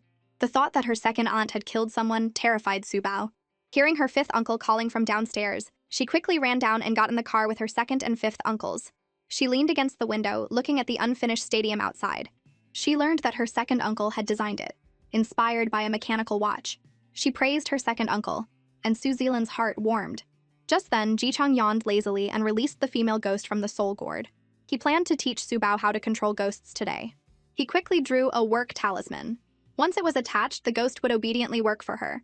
The female ghost was speechless. Making a ghost work in broad daylight? This wasn't work. This was a death sentence. As they were about to get out of the car, Ji Chang told Subao that, except for powerful evil spirits, other ghosts couldn't appear in the daytime and had to hide in dark places. If this ugly auntie got out of the car directly, her soul would scatter. The female ghost wanted to scream. She was a bit ugly, did he have to remind her over and over? Subao's eyes widened. Soul scattering? Is that like dying again? Ji Chang continued to explain. Now I'll teach you soul transference. You attach the ugly auntie's soul to something that can fly with the wind, and she'll be able to walk in the daytime. He subconsciously glanced at Xiaowu. As if sensing it, Xiaowu squawked, "Don't pluck my feathers." Subao soothed it. We won't. Not a single feather." Su Zilin glanced at them, confused. Just then, Subao remembered something else that would work. The female ghost followed her gaze and felt like she was about to explode. Were they really going to make her possess a plastic bag full of bird poop? Subao took the plastic bag and comforted the ghost, saying she would use a tissue to wrap the poop. The female ghost stared at the plastic bag in disbelief. Had she really fallen so low as to be stuck in a poop bag? Ji Chang began to teach Subao the soul transference spell, explaining that it would be a bit difficult and that she could try it, but not to force it if it didn't work. He muttered a long string of words and then, with a go, the ghost was attached to the plastic bag. He then asked Subao if she could remember it. Subao's face scrunched up as she counted on her fingers. 100 words in total, and Master just recited it so fast. Ji Chang, seeing this, couldn't help but get a little smug. If you can't remember, then... But before he could finish, the ghost shot out of the plastic bag with a whoosh. Subao realized she had probably recited it backward.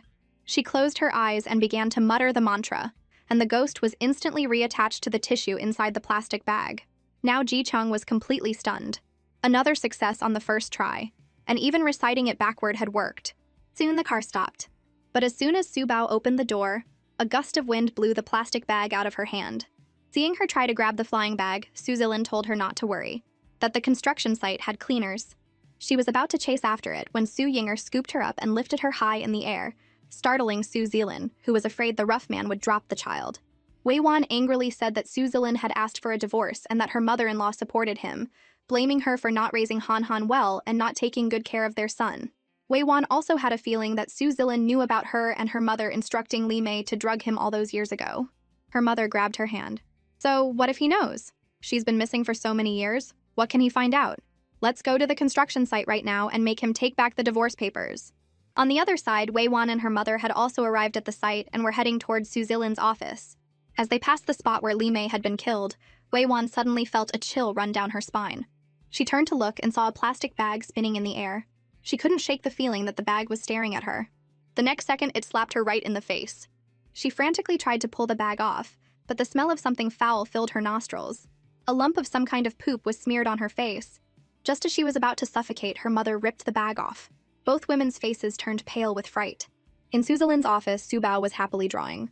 Suddenly, Wei Wan threw the door open, her face a mask of terror. She cried out Suzalin's name and rushed to throw herself into his arms. But Suzalin took 2 steps back, causing her to fall flat on the floor, her face bruised and swollen. She scrambled up, embarrassed. Her mother began to scold Suzalin, saying what kind of husband moves away when his wife comes to him. Suzalin just said calmly, "I'd rather not have that kind of embrace." Wei Wan felt utterly humiliated. She was about to say something when her eyes fell on the drawing on Su Bao's desk. A chill ran down her spine. Although the drawing was cartoonish, she recognized it as Li Mei. But Li Mei had been dead for years, crushed by her. How did Su Bao know what she looked like? Sensing her second aunt's strange behavior, Su Bao cautiously glanced at her and whispered to Ji Chang what was wrong with her. Ji Chang just shook his head, saying the woman was a lost cause. The bird poop on her face was proof. She had been hit by Li Mei, which had only intensified the death aura around her. Su Bao glanced at Wei Wan again and mumbled, "I don't see any poop, but it does smell a little." Hearing her, Wei Wan was instantly reminded of the poop that had been smeared on her face. But before she could get a word in, Suzilin had already called for security to remove them. Her mother wanted to say more, but the guards pushed them out. After being thrown out, she grumbled about how rude Suzilin was, kicking his mother-in-law out in front of so many people. Wei Wan impatiently told her mother to go home first. She wanted to talk to Zilin again. After they parted ways, Wei Wan went to a bronze statue. Seeing nothing unusual, she breathed a sigh of relief. But as she turned around, she saw that plastic bag with the poop in it again. She screamed and took off running. The white plastic bag was lifted by the wind and chased after her. Wei Wan was scared out of her wits, even startling a passing dog. Su Bao saw the whole thing from the window. She thought some crazy woman had snuck onto her uncle's construction site. Just then, with a thud, a plastic bag stuck to the window. Su Bao let out a small "ay." The ugly auntie was back. The female ghost begged her to let her in, saying the sun was about to make her soul scatter. The bored Ji Chang narrowed his eyes. "Don't worry, I won't let you die. You can bake in the sun all you want and you won't die." But Su Bao gave him a look of disdain. "Master, don't show off. Showing off gets you struck by lightning." Ji Chang was about to laugh at the little girl when a clap of thunder echoed in the clear blue sky, making his heart pound. Was it really that effective? It had to be a coincidence, right? Just then, Su Zilin brought over a cup of warm milk for Su Bao. Although he had 2 children, he rarely spent time with them. He patted Su Bao's head and suddenly asked, "Su Bao, do you think your second uncle should divorce your second aunt?" Su Bao looked up at him. "Why do people get married? And if they get married, why do they get divorced?" Su Zilin was at a loss for words. After a moment, he said quietly, "Because at that time, your second aunt was pregnant with your cousin Zixi, so we got married." Although he later found out he had been drugged and had slept with Wei Wan in a daze, this only confused Su Bao more. Then why was cousin Zixi in her tummy? Does second uncle like second aunt? Su Zilin rubbed the back of his neck and thought for a few seconds. "I don't think so. If second uncle doesn't like second aunt, but he had cousin Zixi with her, does that mean second uncle is what people call a scumbag?" Before Su Zilin could say anything, Su Bao patted him on the shoulder. "It's okay, second uncle. Su Bao understands." Su Zilin was full of questions. What did she understand? Just then, Su Yinger came in, scooped up Su Bao, and was about to take her to play on the construction site. Su Zilin quickly objected, saying the site was too dangerous for visitors, but Su Yinger waved it off. "Su Bao isn't a visitor. She's the junior site supervisor, you know?" Su Bao nodded firmly. "That's right, Su Bao is not idle at all." Su Bao pointed at it. "What's that?" Su Yinger glanced at it. "That's a phoenix totem. It's made of stainless steel. Something your second uncle designed." Ji Chang, floating behind them, told Su Bao to ask Su Yinger if he had a sledgehammer so they could smash it open. Su Bao then asked Su Yinger if he had a super-duper big sledgehammer. Su Yinger thought she was just curious. Since he was in construction, he had plenty of hammers. The two of them then excitedly rummaged through a toolbox. Ji Chang floated over curiously. "What are you two doing?" Su Bao said excitedly. "Looking at hammers." He floated over and pointed at the biggest one, telling her to use it to smash the statue. Su Bao stared at the huge hammer. Su Yinger told her, "This one is amazing. It's a heavy-duty demolition hammer." As soon as he finished speaking, he saw Su Bao pick up the sledgehammer. "Fifth uncle, I'm borrowing your hammer for a bit, okay?" The sight shocked Su Yinger. He had forgotten she could even bend iron railings. The next moment, he saw Su Bao swing the sledgehammer and smash it against the statue. With a loud crash, 2 skeletal hands and a package fell out. Su Zilin quickly scooped up Su Bao and covered her eyes. Su Yinger was too shocked to speak. After a moment, Su Zilin recovered, held Su Bao, and quickly left, telling her that if the police asked, she should say that her 5th uncle had accidentally broken the sculpture. Although Su Bao didn't understand why her uncle wanted her to lie, she nodded in confusion. Back at the estate, she whispered to her master, asking why she had to lie to the police since they weren't bad people. Ji Chung, flipping through a book, said nonchalantly, "The police aren't bad, but we can't rule out the possibility that some bad people might find out about your super strength and want to dissect you for research." Su Bao hugged herself in fear and shouted, "I don't want to be dissected!" Old Mrs. Su, holding a freshly peeled apple, heard her, and after a moment of confusion, handed the whole apple to her. "No slices then, you can have the whole thing." Now it was Su Bao's turn to look at her grandma's apple in a daze. Meanwhile, Ji Chang released Li Mei from the soul gourd and asked her why her hands were in the sculpture. Li Mei said mournfully that when she was killed, her body was crushed, but her hands had been tightly clutching the bag of money. For all these years, because she was missing her hands, she had been unwilling to reincarnate, wanting to find them first. Ji Chang, flipping through his book, said calmly, "You didn't know that the salt Wei Wan had you put in Su Zilin's drink wasn't actually salt." Li Mei's mouth opened. It was because she knew, but she had still done it for the money, that she had lost her life. Ji Chang sneered. The money was wrapped in wax paper. As long as the police could find Wei Wan's fingerprints on it, she was done for. At that moment, Su Bao was teasing Xiao Wu with an apple core. Suddenly, Wei Wan returned from outside and looked at Su Bao with disgust. She impatiently told Su Bao not to call her second aunt anymore. "Having a child like you in the Su family is just bad luck." Su Bao bravely retorted, "People have bad luck because their shadows are crooked. It has nothing to do with Su Bao." She remembered that when her grandpa, grandma, and father had bad luck, their shadows had been crooked. Wei Wan was furious. Was this brat saying she was crooked? How dare she talk back?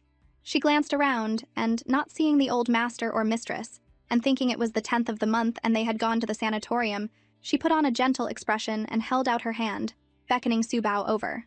Su Bao saw that her second aunt's face was completely covered in the death aura and shook her head in fear. She called for Xiao Wu and turned to run. Wei Wan shouted in exasperation, "Get back here!" Su Bao wasn't going to stop. Only a fool would stop. Only an idiot would stop. Only an idiot would stop. Just as Wei Wan was about to catch her, she said in a sinister voice, "Su Bao, do you think you can escape? Not even the Jade Emperor can save you now." But as she looked up, she saw old Mrs. Su staring at her coldly. Wei Wan froze. "Why was the old lady home?" Mrs. Su said with a cold face. "Surprised to see me home? Were you planning to bully Su Bao while I was away?" Wei Wan quickly waved her hands, saying she was just teaching Su Bao not to throw apple cores on the floor. But before she could finish, an oven mitt hit her in the face. Finally, Mrs. Su gave her an ultimatum. "From this day on, our Su family doesn't have a daughter-in-law like you. Get out!" Wei Wan's eyes turned red. She threw back, "Go ahead and spoil her. One day you'll regret it," and then stormed upstairs to her room. Mrs. Su watched her go, fuming. What a piece of work. Can't even raise her own child right. And she has the nerve to lecture Su Bao. Just as they were calming down, they heard Han Han wailing.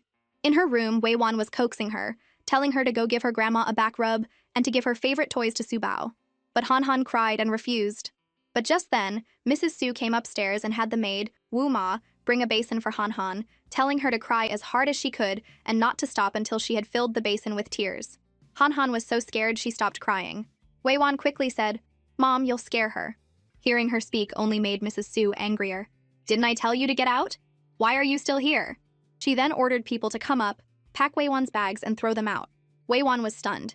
She was actually serious. At Mrs. Su's command, a bodyguard grabbed her arm and started dragging her out. No matter how much she screamed, no one responded. At the same time, Mrs. Su steeled herself. Today, she was going to cure Han Han's habit of crying and screaming. She gave her the basin and told her not to stop until it was full.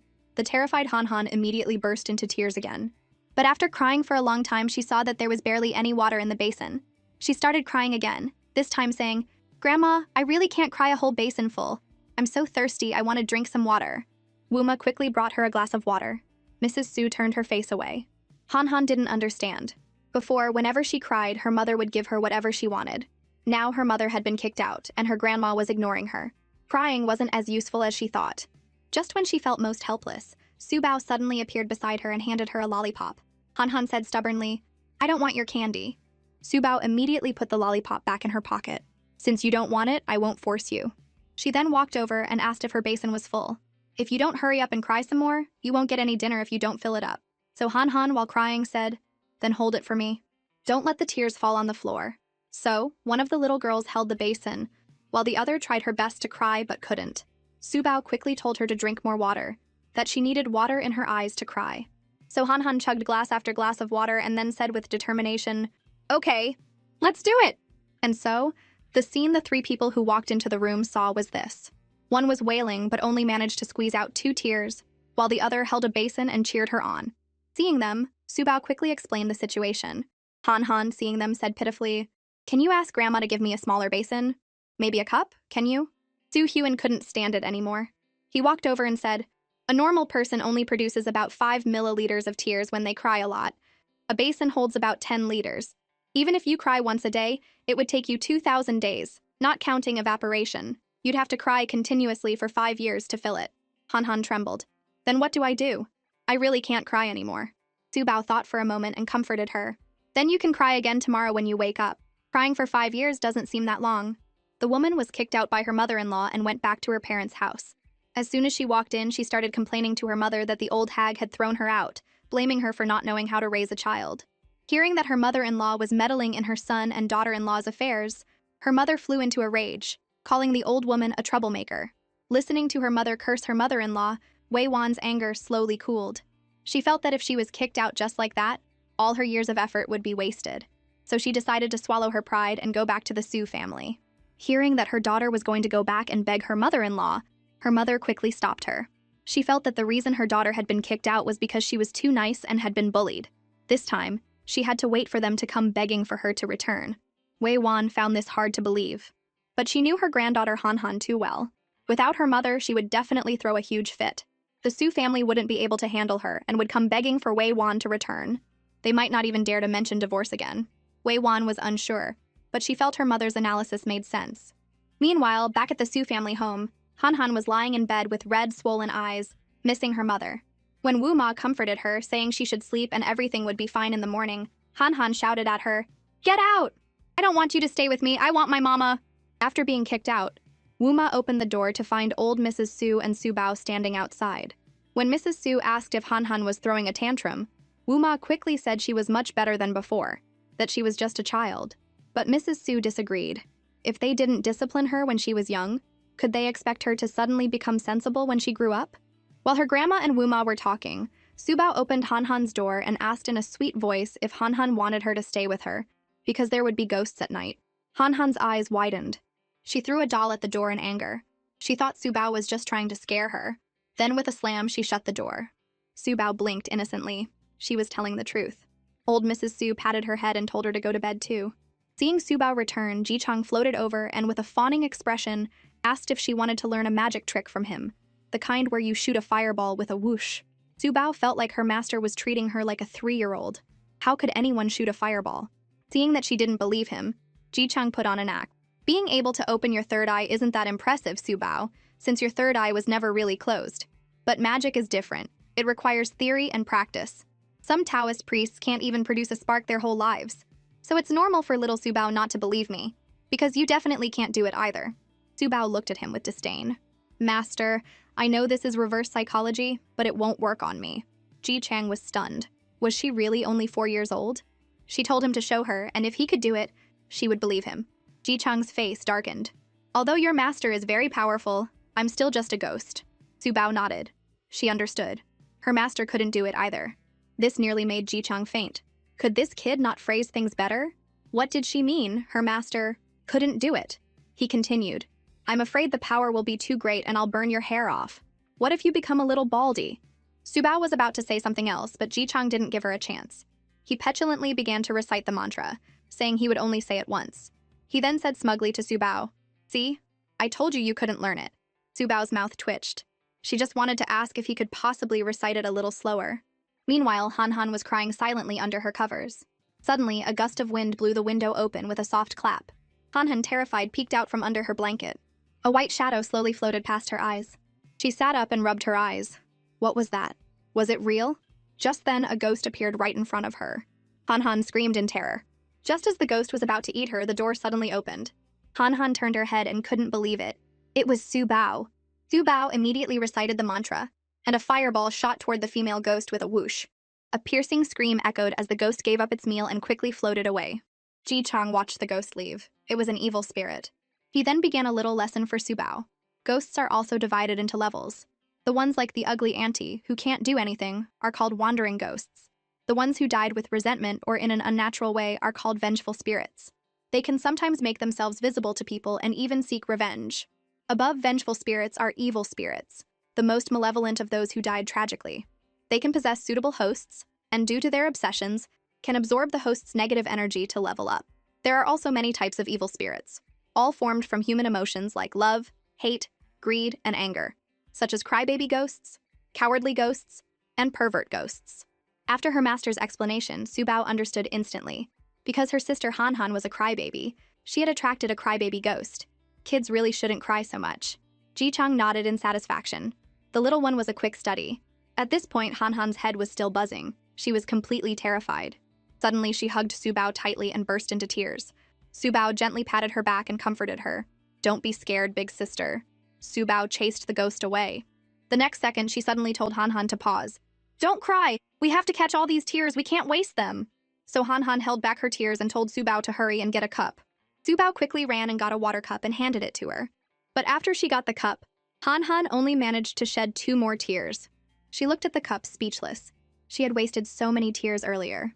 Just then, Su Bao climbed onto Han Han's bed. "Why don't you lie down and cry? It's less effort." Ji Chang sighed.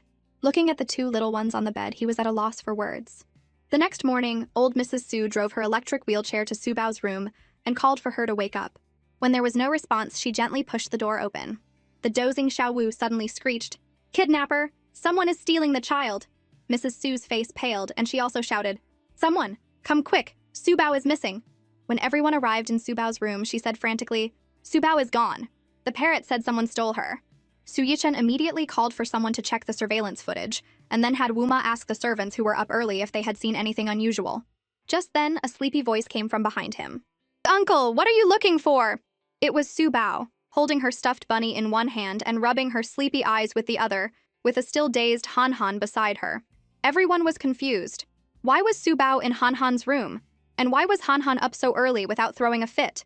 After the chaos, the 2 little girls had breakfast and then went to the study to draw. Su Bao handed Han Han a piece of white paper. Han Han sniffed. "I don't want yours." But her body betrayed her as she snatched the paper from Su Bao's hand. Su Bao said teasingly, "I thought you didn't want it?" Han Han retorted stubbornly, "My paper wasn't white enough. I'll make do with yours." Soon they had both finished their drawings. Old Master Su was holding up his phone, video calling Academician Lao. The academician asked Su Bao what she had drawn today. Han Han's mood sank a little. But the next second, he asked Han Han what she had drawn. Her eyes lit up, and she began to describe her drawing, just like Su Bao had. It turned out Han Han had thought he didn't like her. Now, hearing him praise both of their drawings, the 2 girls smiled happily. So this was what it felt like to be praised. Other than her mother, no one had ever praised her before. It turned out that you could get attention without crying and screaming.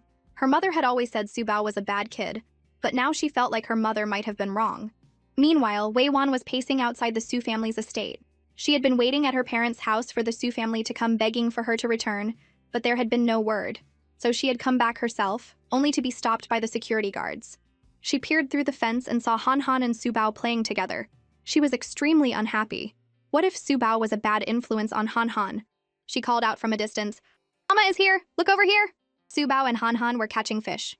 Hearing Wei Wan's voice, Han Han was about to turn her head when Su Bao clapped her hands over her ears. "No, you didn't hear that."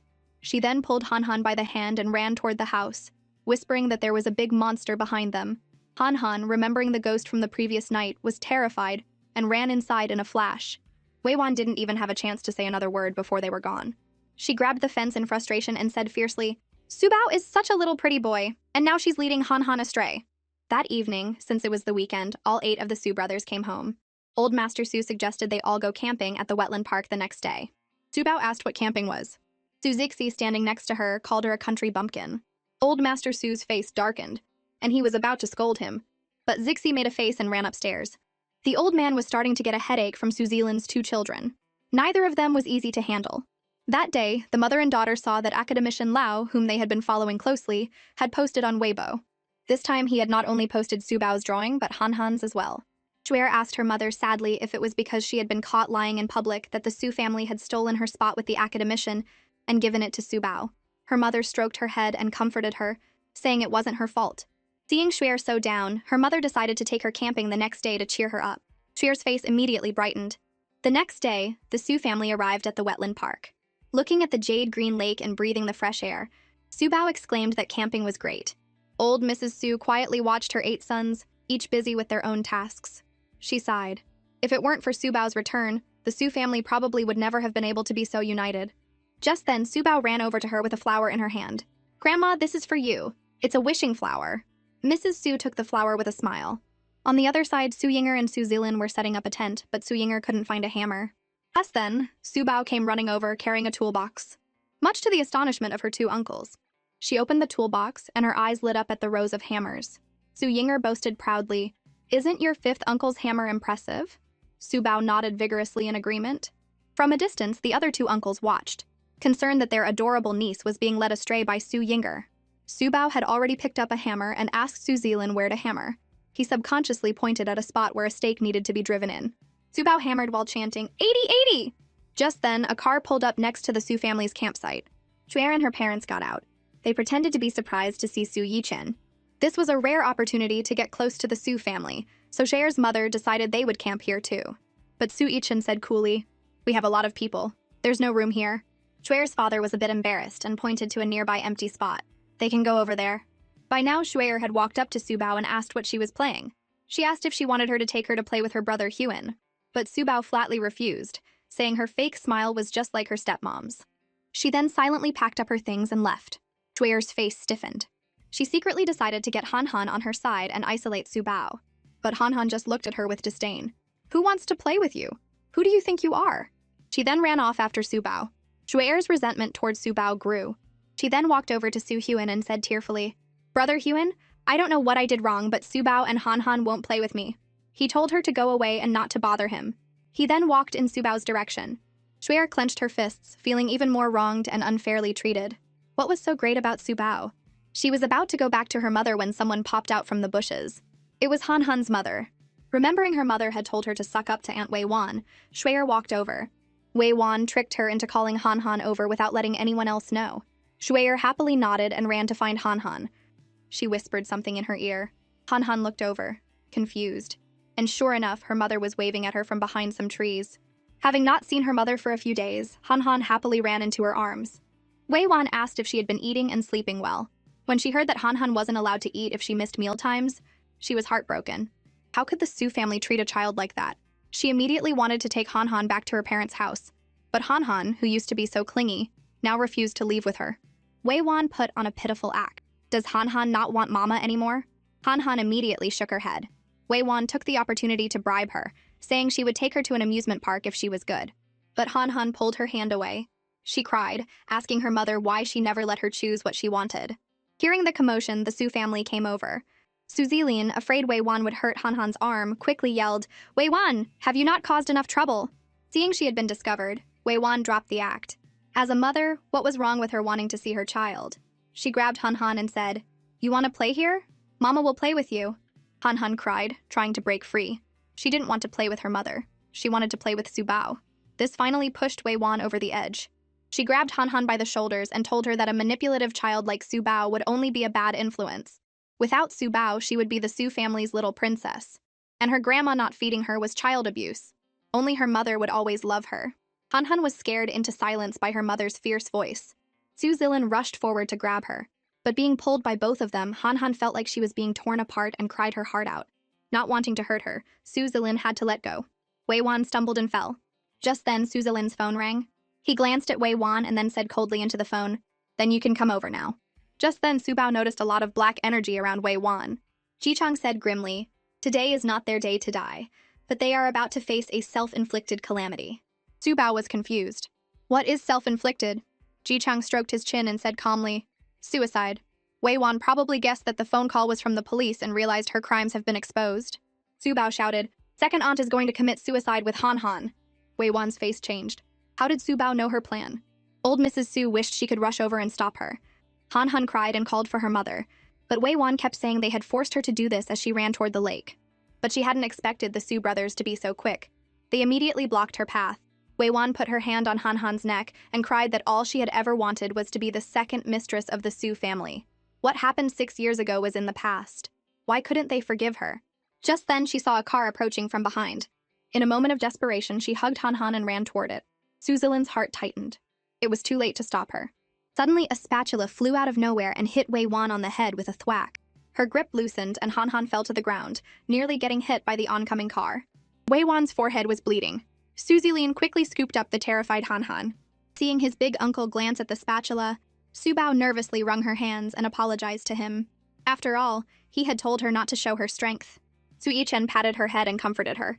Your second aunt deserved it. Su Bao did nothing wrong. Just then, the police arrived and coldly informed Wei-wan that she was under arrest for a murder that had occurred 6 years ago. An officer held up several documents. On the wax paper clutched in the hands we found inside the sculpture at the City West New District Plaza, we found your fingerprints. The serial numbers on the money inside the wax paper perfectly matched the money you withdrew from an ATM at X-Bank 6 years ago. You first hired someone to poison Mr. Su Zilin, and then you killed Li Mei to silence her. The evidence is conclusive. Wei-wan's heart went cold. She tried to struggle, but the police put her in handcuffs. As she was being led to the police car, she cried through the window, Zilin, save me! Please, ask the police to let me go. Han-han is still so young, she can't be without her mother. An officer was taking a statement and asked how she had gotten the injury on her forehead. Su Yichen quickly pointed at Su Zilin. Wei-wan was trying to commit suicide with the child just now. My second brother, in his panic, threw it at her. Su Zilin quickly nodded in agreement. The officer was a bit skeptical that such a small thing could cause that kind of injury. But seeing them both so certain, he took the small spatula with him, saying they needed to run some tests on it. Su Bao stared at the departing police car. Her little spatula had been arrested. Seeing her so down, old Mrs. Su asked if she was okay. Su Bao shook her head. Out with the old, in with the new. Su Zilin, hearing this, felt a shiver of fear. He decided he would never get married again. With the matter finally settled, Su Yuefei, worried the little one was overthinking things, took her to have a barbecue. Just as Su Bao was about to dig in, old Mrs. Su, worried she would get a sore throat, told her she could only have one skewer. Su Yuefei told his mother not to worry about it since they were out having fun. They still had the 8th brother after all. At this, Xiao Wu perked up. Number 8, your butt is blooming. Su Yisheng glared at Xiao Wu, who flapped its wings in a panic, squawking, Run! Run! As everyone was laughing and trying to forget what had just happened, Weir came over with a cake, looking very well behaved. She didn't believe any child could resist strawberry cake, and there was no one she couldn't win over. But Su Bao just refused and grabbed a skewer of barbecue instead. Shuer felt a bit awkward, but still asked confidently if Su Bao didn't like her. Su Bao was speechless. She then nodded. Hadn't they already had this conversation? Shuer, who had never been rejected so bluntly, burst into tears and ran off crying, Su Bao is a bad kid. Su Bao, with her mouth full of barbecue, didn't even have a chance to respond. At that moment, no one noticed a dark figure crawling through the tall grass nearby. It lifted its head slightly, its face covered in blood. It reached out a hand and began to crawl toward the Su family. Just a moment ago, Jichang had finally found his chance and eagerly tried to get Su Bao to have a lesson with him. But Su Bao turned her face away. Every time Master gives me a lesson, he talks about things I don't understand. I don't want to learn. But Jichang ignored her resistance and continued. Today, Master will teach you about the 5 arts of Chinese metaphysics: mountain, medicine, destiny, divination, and physiognomy. Mountain refers to spiritual practices like alchemy, talismans, secret arts, and military strategy. Medicine is easier to understand. It's traditional Chinese medicine. Astrology and fortune-telling also fall under this category. Su Bao was not happy. Fortune-telling? Did that mean she had to learn to be a shaman? But they get arrested. This stumped Ji Chang. This little girl even knew about shamans. Su Bao recalled with a serious expression that once when her father had taken her out, they saw someone who claimed to be a shaman and could dance to make it rain. The person's movements were like convulsions, and they ended up getting arrested. Ji Chang was speechless, but he felt it was necessary to explain to the little girl that truly advanced secret arts often only required a simple movement of the fingers. Simply put, if she learned it, she could cure her grandma's illness. Su Bao immediately sat up straight on the grass, her face serious. If it can save Grandma, Su Bao is willing to learn anything. Ji Chang's lips curled into a smile. You little rascal, I knew I could get you. But just as he was about to explain what destiny and fortune-telling were, Su Bao raised her hand again. She knew about that too, but that person had been arrested by the city management officers. It was that same time with her father. A blind uncle wanted to tell her fortune, but he was taken away by the officers. She then asked with a worried expression if she could learn something that wouldn't get her arrested.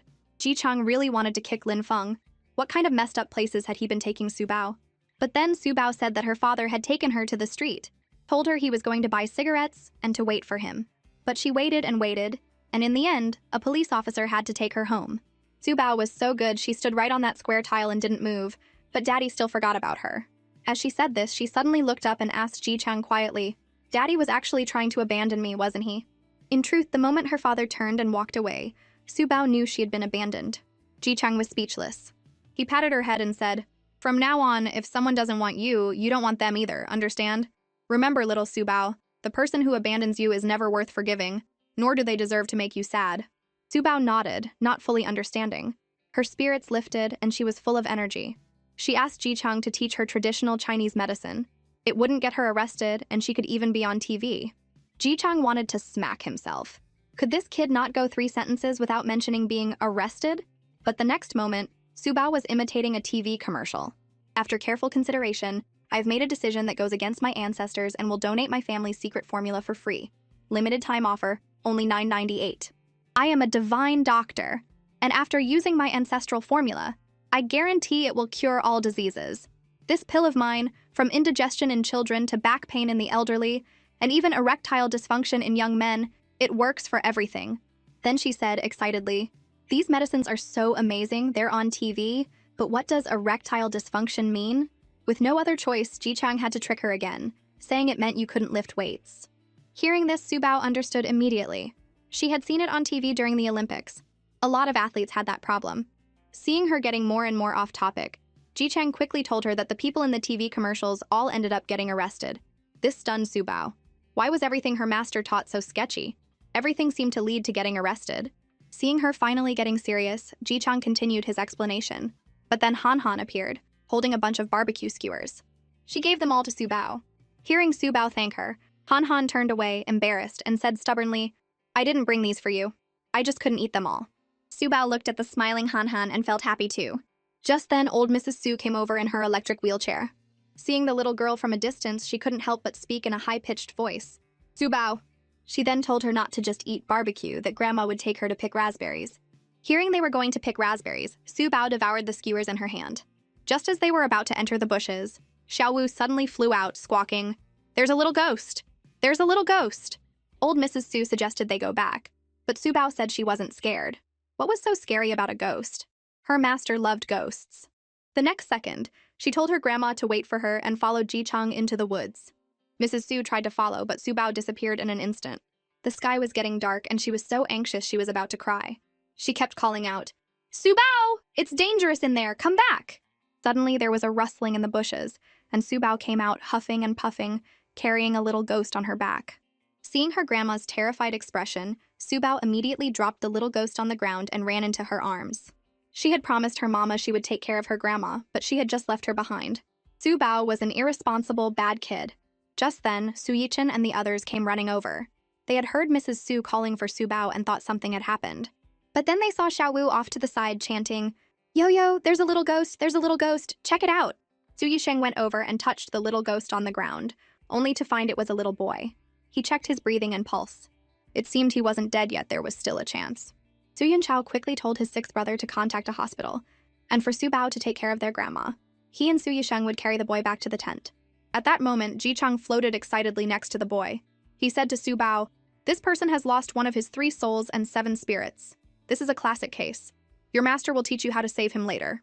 Su Bao nodded. "Saving a life is more meritorious than building a 7-story pagoda? Of course I have to learn." Ji-chang's mouth twitched. It was building a 7-story pagoda, not more meritorious than building a 7-story pagoda. Meanwhile, Sui's father saw Su Yisheng carrying an injured child back and, trying to suck up, said they had medicine and that he would go get it. But Su Yisheng refused, saying the patient's vital signs were unstable and they couldn't administer any medication randomly. Then his gaze fell on the child's clothes. This brand only served the Su, Si, and Mu families in Kyoto, and the Mu family had no children. That meant this child was the young master of the Si family, one of Kyoto's 3 major families, Si Yiran, who had been missing for days. Watching the Su family walk away, Shui's father seemed to realize they hadn't recognized the boy's identity yet. He mentioned it to his wife, whose eyes lit up. The Si family had been searching for days. if they contacted them now and said they had found the young master. But before she could finish, her husband called her an idiot. Did she really think the Sue and C families were stupid? Seeing that nothing was working, Swayer's mother was getting desperate. Just then, her husband took out his phone and, in a very anxious tone, said, "The Sue family's little princess found the Psy family's young master. Mr. Sue asked me to give you a call." Hearing her husband's plan, she praised him.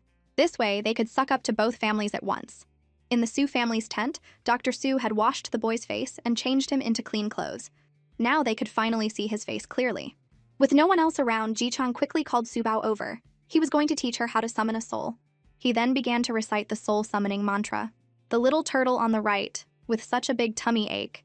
Benin kills a black chicken. Little brother poops. Poops so much that Benin kills a black chicken. After reciting a long passage, Ji-chang asked Subao if she had memorized it. She nodded firmly. She had. But he didn't believe her. Was his little disciple's talent really that incredible? He had her recite it for him. The little turtle on the right with such a big tummy ache. Benin kills a black chicken. Little brother poops. Poops so much that Benin kills a black chicken. As Subao finished, the soul-summoning spell took effect. Ji-chang was stunned. The pronunciation was similar, but it still worked. "Master, who is Benin? Why did he kill a black chicken? And why did the little brother poop twice?" Mrs. Sue couldn't hold back any longer and asked Subao who she was talking to. But she just said she was talking to her master.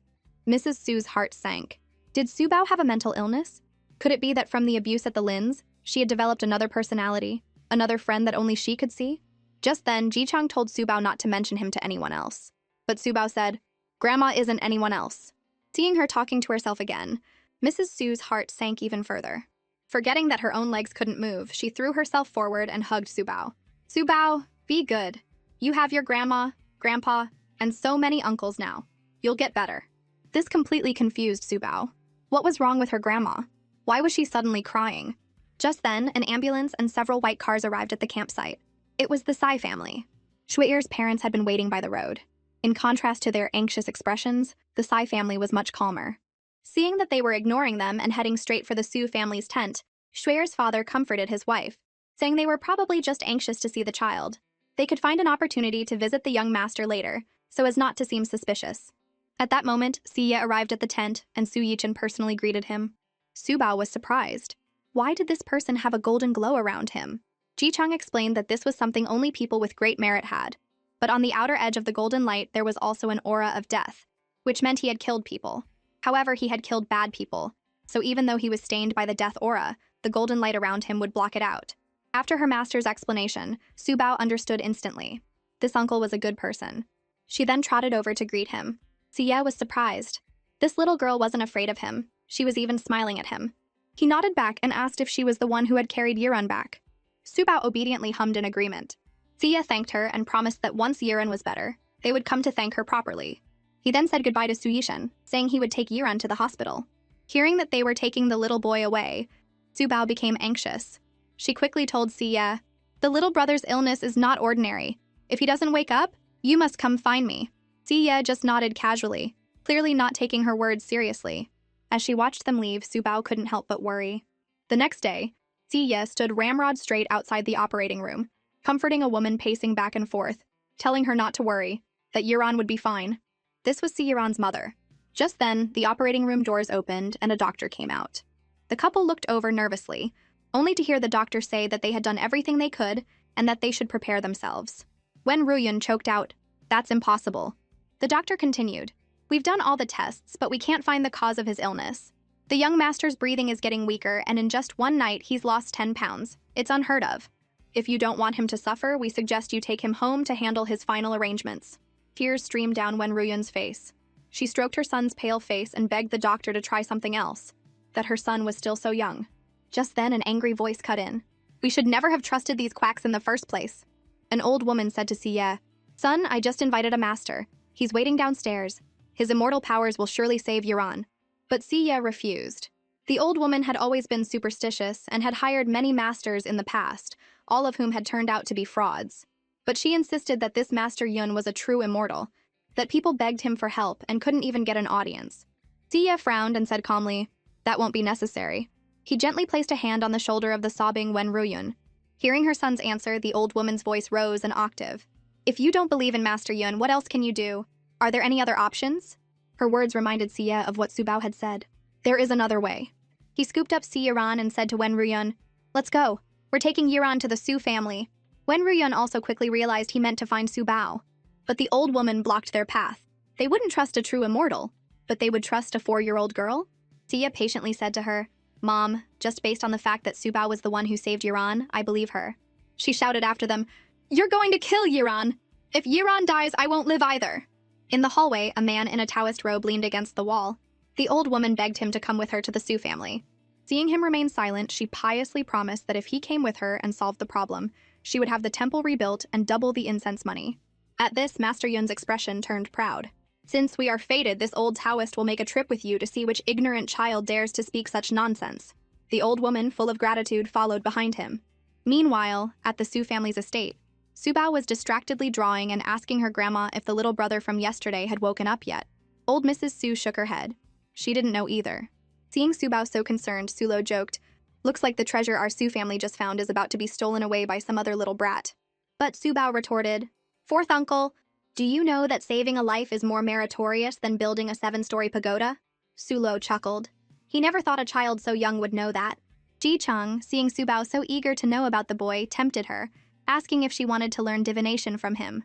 Subao looked over, confused, as he asked if she remembered the 5 arts he had taught her yesterday. He continued, explaining that divination was one of the 5 arts, a way to predict future fortunes and misfortunes. Today, he would teach her turtle shell divination. Before he could finish, Subao's eyes lit up. She had a turtle shell. Ji Chang quickly floated after her as they went to the rockery pond in the estate. "Master, look! There's a grandpa turtle right here!" Ji Chang looked at the old turtle basking in the sun. He wanted to tell her that although divination used a turtle shell, it didn't use a live turtle. But the next second, Subao had already picked up the old turtle. With a flick of her wrist, she tossed it on the ground. "Spinning Grandpa Turtle, tell me about the little brother." Ji Chang was stunned. His jaw. She was already starting? After spinning a few times, the turtle finally stopped. Subao squatted beside it, muttering seriously, So that's how it is." Ji Chang's mouth twitched. "So how was it?" "The little brother isn't dead. He's coming this way. And there's an old fraud. The little brother might not live long." Suddenly, Subao saw the old turtle bite a blade of grass and, with a push, flip itself over. "Oh!" she exclaimed. "There's a twist!" Ji Chang felt his mouth twitch so much it was going numb. That was called flipping over, not a twist. Just then, the sound of a car engine came from outside the estate. Subao immediately stood up and looked toward the gate. Ji Chang's jaw dropped again. She had actually predicted it. Hearing her grandma call for her, Subao ran outside. When Wen Ruyun saw her, she felt like she had found her last hope. "Subao, please save Yiran. He's not going to make it." Subao immediately understood what was happening and told them to come inside. She then had Wen Ruyun give her a set of Si Yiran's clothes and asked her grandma if she had an iron basin and paper money, because she was going to save the little brother. Although they didn't know what she was planning, Wu Ma explained that the items were in the storage room and she would go get them. After everything was ready, Subao suddenly noticed a stick of incense appear above Si Yiran's head. Ji Chang explained that this was the yin incense of the head. Before a person dies, a stick of yin incense will appear on their head. When the incense burns out, the person dies. Subao's brow furrowed. At the same time, Ji Chang was deep in thought. A person who was critically ill but not fated to die shouldn't have yin incense on their head, even if they had 1 foot in the grave. Could this kid really not have long to live? Hearing that, when the incense burns out, the person dies, Subao immediately grabbed a talisman and was about to begin her ritual. Just then, a breathless voice cried out, "Stop!" An angry old woman with a cane knocked the talisman out of her hand. Just as she was about to strike again, a hand caught the cane. "I let you in because your grandson is here, not for you to hit people," Su Yichen said, his face dark as he held the cane. She told Sia to take Si Yiran and leave, that they didn't want to be at the Su's house anyway. But Sia just told her to leave on her own if she wanted to. Just then, the inscrutable Master Yun walked in and sighed that it was too late. At the same time, Subao was on the verge of tears. "Uncle, if we don't save the little brother now, it'll be too late." Master Yun frowned at her. Was this little charlatan copying him? So shameless at such a young age. Hearing that it was too late, old Mrs. C quickly urged Master Yun to save her grandson. He pretended that he would help her out of pity. She watched him begin his ritual, full of gratitude. Her grandson was finally saved. Master Yun waved a peachwood sword around, muttering to himself, while his disciple banged a gong beside him. After all this, Subao saw that the yin incense on Si Yiran's head was only 1/3 of the way burned. She angrily pointed at Master Yun and called him a fraud, that he wasn't performing any magic at all. But Master Yun, with the air of a great master, said that he had just performed a ritual and that the young Master C would wake up in less than 5 minutes. Seeing Su Bao causing trouble, old Mrs. C scolded her for being naughty and for interrupting Master Yun's ritual. Tears welled up in Su Bao's eyes as she shouted, "The little brother won't wake up! What he's doing is useless!" Just then, Wen Ruyun pushed old Mrs. C aside. "Enough! He's my son, and I'll decide. Su Bao, go ahead." Old Mrs. C was furious. "As a daughter-in-law, is this how you treat your mother-in-law?" Thea grabbed Master Yun and was about to throw him out. Old Mrs. C cried out in despair, "You're going to kill my grandson! How can you treat a living immortal like this?" Master Yun's face was livid. Ever since he had become an immortal, no one had dared to be so disrespectful to him. As Xie held back his mother and Master Yun, he turned to Su Bao and asked, "Is there still time?" Su Bao nodded. "There should be. The yin incense hasn't burned out yet." She then began to recite the soul-summoning mantra, and the talisman that had fallen on the floor burst into green flames. She threw Si Yiran's clothes into the fire basin and with a serious face chanted, "Benin kills a black chicken! Benin kills a black chicken!" Master Yun frowned. "What, kill a black chicken? So young and already a swindler?" His disciple sneered, "If she saves Si Yiran, I'll do a handstand and eat 10 pounds of poop." As soon as he said it, the clothes in the fire basin suddenly stood up with a whoosh, stunning the 8 faces watching. Su Bao happily walked over and waved at the little shirt. "Little brother, hurry up and go back." Then, with a whoosh, it was as if something had entered Si Yiran's body. His fingers twitched slightly. Everyone held their breath, their eyes wide, staring at him. But the expressions on Master Yun and his disciples' faces were priceless. Was he really going to have to eat 10 pounds of poop? But after waiting a moment, Su Bao saw that the yin incense on his head was gone. So why hadn't he woken up? The disciple took the opportunity to mock everyone for letting a child fool around and waste the time his master could have used to save him. Master Yun pretended to scold his disciple, "The dead deserve respect.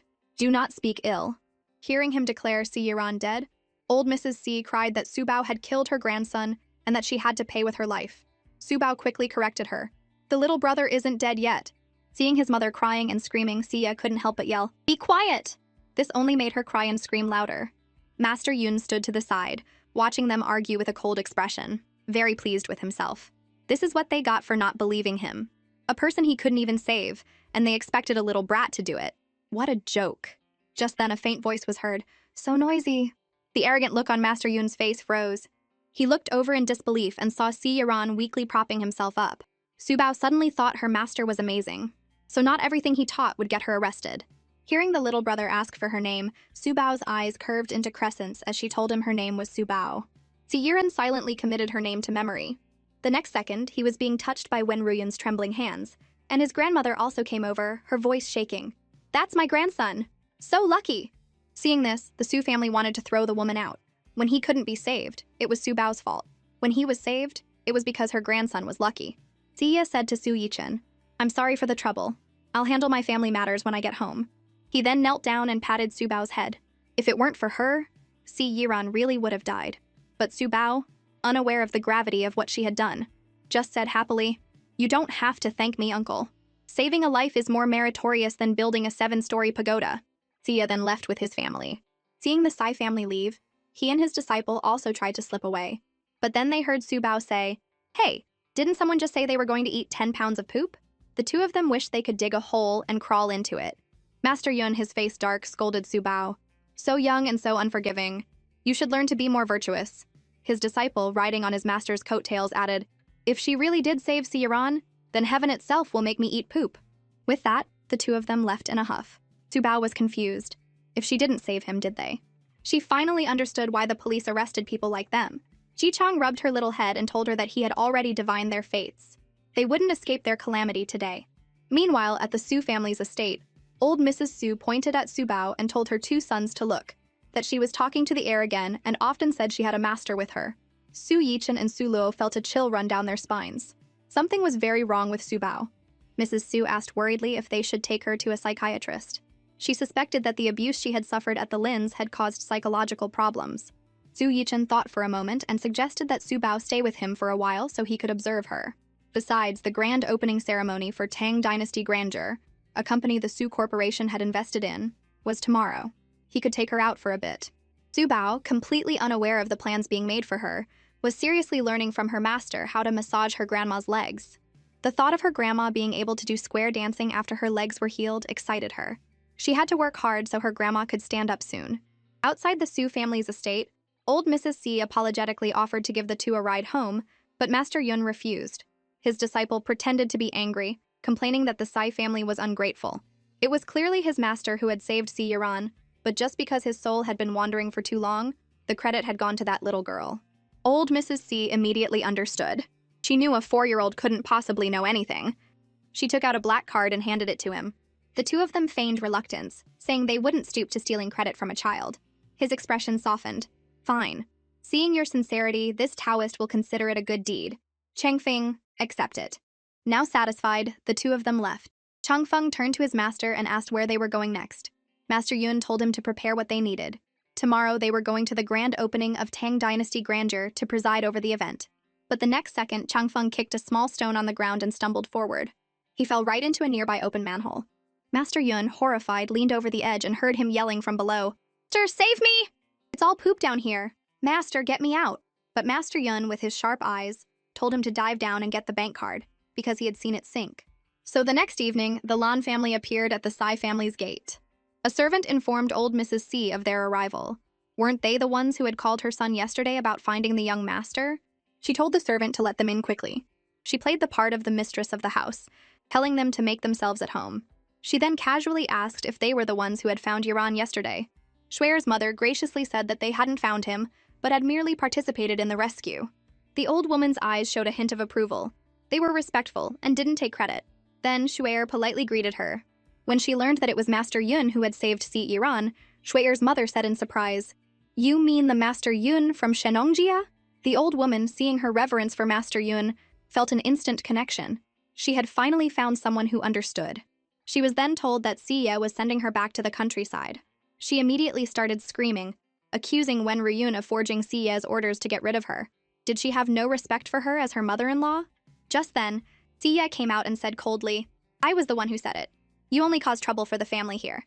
It's better for you to go back to the countryside to retire." Shuer's father, seeing this, knew it was bad. They had just managed to suck up to the old woman, and now she was being kicked out. They had wasted their time.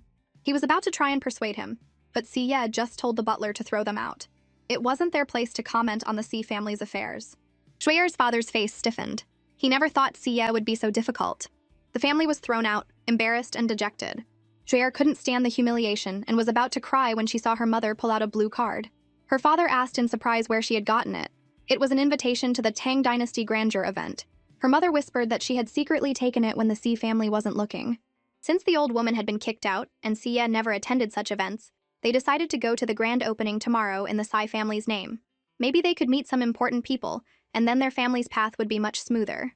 Because today was the grand opening of Tang Dynasty Grandeur, Xiao Wu had started singing Left-Fingered Moon early in the morning. But when it got to the high notes, its voice cracked, finally waking Su Bao up. She rubbed her eyes and asked if it was constipated since it was screeching so miserably. Xiao Wu squawked, "I'm not constipated!" Ji Cheng watched the two of them talk past each other, a twitch in his mouth. He reminded Su Bao that she was going out with her big uncle today and needed to get up and get dressed. At that moment, Su Yichen was having a video conference in the dining room. Hearing a noise, he saw Su Bao's little legs pattering down the stairs and gently told her to slow down. "It's only 8 o'clock. You're up early, little one. Come, you have to eat an egg in the morning," he said softly, handing her a freshly peeled egg. The senior executives of the Su Corporation were stunned. The King of Hell could actually peel an egg, and his tone was so gentle. Suddenly, Su Yichen turned back to the camera, his face stern. "Are you all mute? Where is the plan for the second quarter?" The executives quickly scrambled to present their plans. Soon Su Bao had finished her breakfast, and Su Yichen had efficiently ended his meeting. And so Su Bao, with a bird's nest on her head, went with her big uncle to the Tang Dynasty Grandeur grand opening. When he was about to help her out of the car, she finally realized she had a bird's nest on her head and pointed to her hair. Su Yichen comforted her. "It's fine, just smooth it down." He reached out and smoothed the stray hairs on top of her head, but this only made it messier. Seeing her little face scrunch up, he continued to comfort her. "Then, how about your big uncle ties it for you?" Su Bao quickly pulled 2 small hair ties from her little purse, not forgetting to tell him she wanted 2 little pigtails. "Oh," he nodded. 5 minutes later, a layer of sweat had formed on his forehead. His suit jacket was off, his sleeves were rolled up, and his tie was thrown over his shoulder. Su Bao felt like her butt was going numb. Was he not done yet? A minute later, he gave up and finally managed to tie her hair. She reached up to touch it, but he grabbed her hand. "Don't touch it. You'll mess it up." The driver in the front seat couldn't bear to look. The little miss was so happy, completely unaware that she had been sabotaged by her own uncle. Because Su Yichin had been busy with her hair, the car hadn't moved, and the cars behind them had to wait. As luck would have it, the car behind them was the Lan family's. Shueyer's mother felt a little uneasy since they had stolen their invitation, but the thought of all the important people who would be there today, a great opportunity for their family, reassured her. Shueyer's father suggested they suck up to Mr. Su when they saw him, because everyone likes a flatterer. So the family got out of the car first. Seeing the reporters snapping pictures of her, Shueyer felt like a little princess. The dress she had chosen today was perfect. She was definitely the prettiest child here. Just then, the car door in front of them opened. Shueyer said sweetly, "Hello, Uncle Su." Her parents also greeted him. Su Yichin frowned at her, but didn't even acknowledge her. He then bent down and held out a hand to the person inside the car. Shueyer's mother felt a bit embarrassed. Her husband comforted her, saying maybe he hadn't heard them. The reporters, seeing his gesture, excitedly raised their cameras. Were they about to see the rumored Mrs. Su? The next moment, a little girl in a doll-like dress jumped into his arms. Everyone was stunned for a moment. Then, Su Yichin, holding the child with one arm, strode into the venue. Hearing everyone call out, "Little cutie, look here!" Su Bao suddenly made a cute face at the camera. It instantly captured the hearts of all the reporters. Shueyer, left behind, was annoyed. It was Su Bao again, stealing her spotlight. "Su Bao, why is your hair so ugly? Did you tie it yourself? Do you want me to help you? I've been tying my own hair since I was 3. Su Bao touched the 2 pigtails on her head and said angrily, "Your hair is ugly!" Shueyer's mother, seeing her get upset, quickly put on a smile. "Su Bao, your hair is a little messy." Her father also chuckled. "Yeah, who tied your hair? It looks like a bird's nest." But then they heard Su Yichin say coldly, "I tied her hair. Do you have a problem with that?" The smiles on their faces froze. Su Yichin was who he was. How could he possibly tie a child's hair? Su Yichin immediately had his assistant escort the Lan family out, as he clearly remembered they were not on the guest list. The family had just entered when the assistant asked for their invitation. Shueyer's father explained that the Tsai family couldn't make it, so they were there on their behalf. He said Mr. Su didn't know, so there was a misunderstanding, and he would go explain it to him. The assistant was taken aback. He looked at the invitation. It was indeed for the Si family. While he was distracted, Shueyer's father grabbed his wife and daughter and slipped into the venue. Meanwhile, backstage, a staff member was showing Master Yun the setup. He looked around and finally pointed out that the ceremonial ball for the ribbon cutting needed to be moved 1 inch to the east to align with the auspicious time of the stars. The staff member nodded and immediately had someone do it.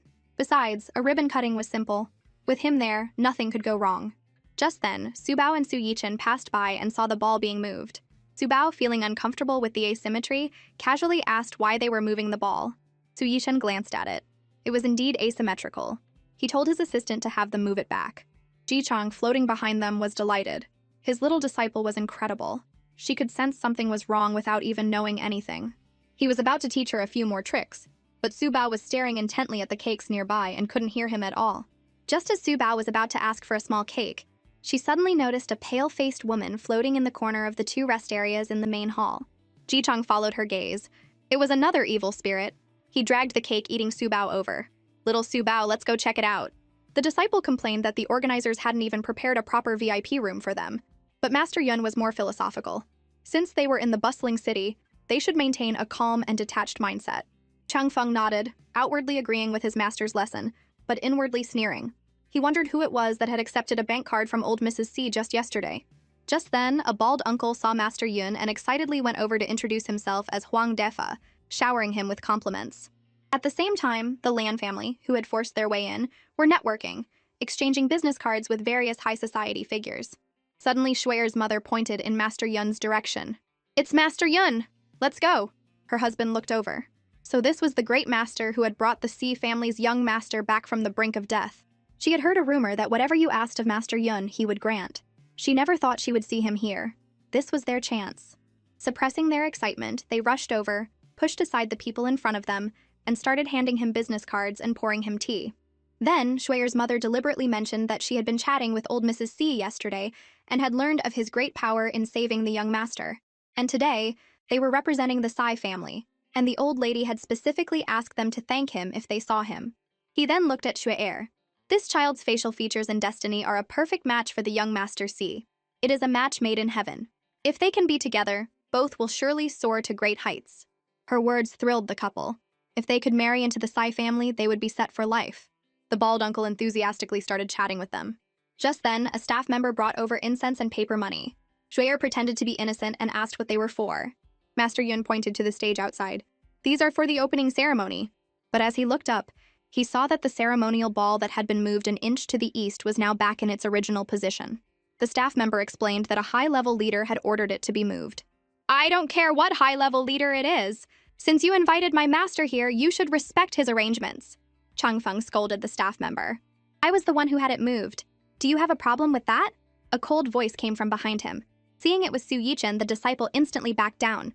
At the same time, Su Bao had found the evil spirit she had been looking for. It was now jumping back and forth on Shuer and Master Yun's heads. Master, look, the evil spirit is over there.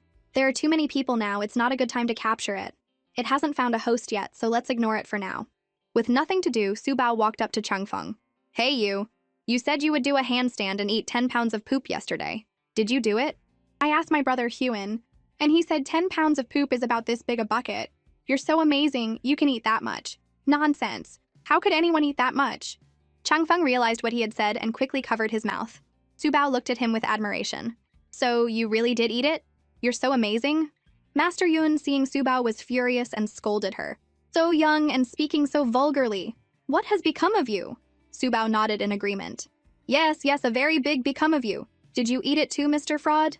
Ji-Chang couldn't help but chuckle. How could his little disciple be so cute? He retorted coldly that her facial features indicated she was a cursed star. Su Bao bit her lip. Su Bao is very lucky. That's right, our Su Bao is our little lucky charm, Su Yichen said, his face like ice, as he asked who had invited these two frauds. Call the police and have them arrested. The great master, who had been hired for a hefty sum, was now demanding to leave, all because a little brat had called him a fraud. The other guests quickly tried to placate him, saying it wasn't necessary to call the police, that Master Yun was a good person who had just been telling them their fortunes, and that they should all just let it go. Just then, Shuer suddenly grabbed Master Yun's sleeve, and with a sincere expression told him not to be angry, that Su Bao was just a child and didn't mean to call him a fraud. She then looked at Su Bao and said anxiously, Su Bao, that's not right. You should apologize to Master Yun. Their inner thoughts finally caused the phony ghost that had been jumping back and forth to settle on Huier's head. Su Yichen sneered and asked Shuer, what right do you have to ask Su Bao to apologize? Shuer was stunned. She looked at his icy face and was on the verge of tears. I just don't want everyone to fight. Her mother also chimed in, defending her. Su Yichen was annoyed. He didn't understand how such a young child could be so phony. Ji-Chang, watching the peacemakers, had a mischievous glint in his eye. He told Su Bao to ask Master Yun if he was so great. Could he predict his own fortune? When Master Yun heard her question, he frowned. A doctor can't heal himself, and a fortune teller can't see his own fate. Don't you know that? Su Bao shook her head. Su Bao is just a child. So if you can't predict it, then you're not that great after all. And you know better? If you're so good, you do it. Master Yun was so angry he forgot all about his immortal demeanor and turned to leave. But Shuer's father grabbed his arm and, trying to be helpful, suggested he just do it to show everyone how great he was. With no other choice, he reluctantly pinched his fingers together for a moment and then said he would encounter some minor trouble. But since he was an upright person, it would be nothing serious. Su Bao shook her head and pulled an old turtle from her little purse. Master, you're wrong. Let me predict it for you. With a hey, she tossed the bewildered old turtle. It spun a few times and then stopped at her feet. She said in surprise, so that's how it is. Master, you're in for some great luck. You'll have free meals for life. The little brother who eats poop won't be so lucky, he'll only get 10 years. Changfeng knew she was talking about jail time and was furious. His master was a great immortal. Even the leaders at the police station had invited him for consultations. But just then, several police officers walked in. Are you Master Yun? Come with us. Changfeng was stunned. He yelled, do you know who my master is? Your master is Yun Longkun. After graduating from elementary school, he worked in an electronics factory for 5 years, then was sentenced to 2 years for theft. After he got out, he set up a fortune-telling stand and scammed an old woman out of 50,000 yuan of her life savings. And now he's still swindling people? Take them away. The guests were stunned. They had just been sucking up to a fraud. They felt like such idiots. Seeing everyone's changed expressions and his carefully constructed reputation about to be ruined, Master Yun tried to use the C family's name to intimidate the officers, saying he had just saved their young master yesterday. He did not save Yiran. In fact, I should be asking Master Lin about the bank card he scammed from my mother yesterday. With that, Master Yun's heart went cold. The next moment, the police handcuffed both him and his disciple and led them away. Shuer's parents were also extremely embarrassed. Seeing Si Ye walk by, they quickly went to greet him, but he pretended not to see them. He then apologized to Su Yichen, explaining that the two of them must have taken the invitation from his house without anyone noticing, which was why they had shown up pretending to represent the C family. Su Yichen said that he had already told someone to kick them out and that he didn't know why they were still there. The guests watched them go, their feelings a complicated mix. They all turned to look at Shui's parents. If it weren't for them so confidently claiming that Master Yun had saved the Sai family's young master, they wouldn't have been so fawning, and they wouldn't all have ended up looking like fools. He then coldly asked who had been on reception duty and had let the Lan family in. His aura was terrifying. The staff member stammered that they had forced their way in, claiming to be there on behalf of the C family. The Lan family had come to network and boost their status, but they had ended up being publicly humiliated and kicked out. Shui's eyes welled with tears as she looked at Si Yuran. Master Yun had just said they were a match made in heaven. Why were they being thrown out now? But Si Yuran just stood there with a cold expression, not even glancing at her, his eyes fixed on Su Bao. Su Bao, however, was staring at the top of Shui's head because the evil spirit had followed her out. After the chaos, the auspicious time for the ribbon cutting had long passed. A smooth start was very important for a company's grand opening. The staff member nervously asked Su Yichen what they should do. As everyone was racking their brains, Su Bao looked up and comforted her uncle, telling him not to worry, that she could help him divine a time.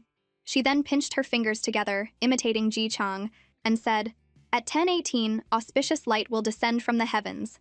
That is a lucky time." The others thought she was just a child playing around. But Su Yichen turned to the staff and said that the auspicious time would be 10:18 as Su Bao had said. He believed her. At the ceremony, Su Bao sat sipping from her water bottle, her eyes on Si Yiran as he walked over. "Little brother, come sit here," she said happily, waving him over. He just gave a cool, in response. Sia watched as his son walked over with his arms and legs moving in sync. He hadn't been like that this morning. Was it some side effect of his soul leaving his body? Su Bao also watched him curiously. He walked strangely and sat so upright like a little adult. Sensing her gaze, Si Yiran shyly took a candy from his pocket and handed it to her. "Is this for me?" she asked. He nodded. She looked at the candy in his palm. "Little brother, did you bring this candy just for me?" "No, I just grabbed it at the door," he said, turning his head away, his face red. "Oh," she said, and then quickly snatched the candy. She glanced at her big uncle and, seeing he wasn't looking, popped it into her mouth. She then pretended nothing had happened, sat up straight with her hands on her knees and stared ahead. Si Yiran finally came to his senses and asked, "Is it good?" She put a finger to her lips and whispered, "If my big uncle finds out, I'll never get to eat candy again." He looked at Su Yichen and then asked in a low voice, "Are you afraid of your big uncle?" "I'm not afraid. It's because I have a cavity, and my big uncle and grandma won't let me eat candy." "Then you shouldn't eat it." She immediately covered her mouth. Once it was in her mouth, there was no spitting it out. Si Yuran's mouth twitched. "You mean there's no spitting it out?" She nodded. "Candy is so sweet. I love candy. If they find out, I'll just have to swallow it." "Why do you like candy so much?" he asked. She instinctively hugged her water bottle. "Because it's sweet. Life is bitter, but candy is sweet." He was stunned. It was hard to believe those words had come from her. Then he heard her say that before, when her stepmom would hit her and her father wouldn't listen to her, she had felt so sad. Then she had found a piece of candy under the sofa. She had been so hungry, and she had never forgotten how sweet that candy was. On stage, the host was still rambling on. In the audience, the bald uncle was getting excited. If there really was auspicious light, he was willing to bet the few remaining hairs on his head. The people next to him chuckled. Mr. Huang was so bold. Finally, it was almost 10:18. The host invited Mr. Su of the Su Corporation to the stage for the ribbon cutting. Su Bao clapped enthusiastically. "I'll be the one to spoil my big uncle." Su Yichen turned and patted her head. "Stay here with Uncle Kuxiang and don't run off." To prove she wouldn't, she grabbed the assistant Kuxiang's arm. He smiled at the adorable little girl and promised to take good care of her. Su Yichen went on stage, said a few words, and then, along with the main organizers, picked up a pair of golden scissors and stood in front of the ribbon. With a pop of a confetti cannon, the scissors snipped the red ribbon. At that exact moment, the stage, with the ceremonial ball at its center, was bathed in a 7-colored auspicious light. The audience gasped in disbelief, staring at the stage. They then realized that the sunlight was shining through the stained glass roof of the venue and onto the stage. The man who had sworn to go bald muttered that it was impossible, that it must have been planned. But there were no signs of it being man-made. He took out his phone. It was exactly 10:18. If it was a coincidence, how could it be so precise? Had she really predicted it? If she had really predicted it, then the Su family's little princess was a true lucky charm. Finally, the ribbon cutting was over. After the host's thank you speech, big shots like Su Yichen and Si Ye were surrounded by the media for interviews. Siya whispered to Siyiran to watch over his little sister Subao. Siyiran just nodded blankly. Siya was speechless. Subao pulled Kuxiang toward the dessert table. Siyiran followed coolly behind her, his hands behind his back. Seeing the little cakes, she stood on her tiptoes to reach them, but she was too short. Kuxiang was about to help her, but Siyiran had already gotten one and handed it to her. She happily took the cake and sat down on a sofa, taking a big bite. So sweet, sweeter than a first love. Kuxiang chuckled. Do you even know what a first love is? She mumbled through a mouthful of cake. No, but the grandpa who sells watermelons always says that. She then imitated the old man. Come and get it. Fresh watermelons, sweeter than a first love. Eat my watermelon and forget about him.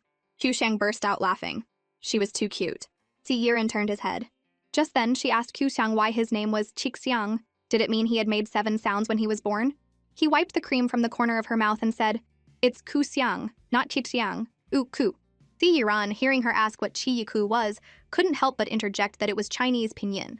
But then she asked, What's pinyin? He was speechless. Had this girl never been to kindergarten? Kuxiang had to explain that she would learn about it when she started school. She nodded. So school could make you so smart? School was great. She wanted to go to school too. Just then, Siyiran saw that she had finished her cake and immediately went back to the dessert table. Her eyes lit up when he brought her another one. Little brother is the best. After eating and drinking her fill, she sighed contentedly. Going to work with her big uncle was great. So she could have cake every day, she decided she would come to work every day from now on. Kuxiang teased her. Didn't you just say you wanted to go to school? She paused. That's right. How could she go to work if she had to go to school? After thinking about it, she said seriously, I'll go to school from Monday to Friday and work on Saturdays and Sundays. He couldn't help but laugh. She was so dedicated. As they were chatting happily, several wealthy socialites approached them. Subao was happily eating her little cake when a high-pitched voice said, Hello, little one. What's your name? My name is Su Zisu, but you can call me Subao. Su Zisu? The woman repeated, thinking what a strange name. Subao frowned and looked to the little brother for help. Siyiran, with a cool expression, taught her, It's U-Su I-Z U-Su. Su Zisu, got it?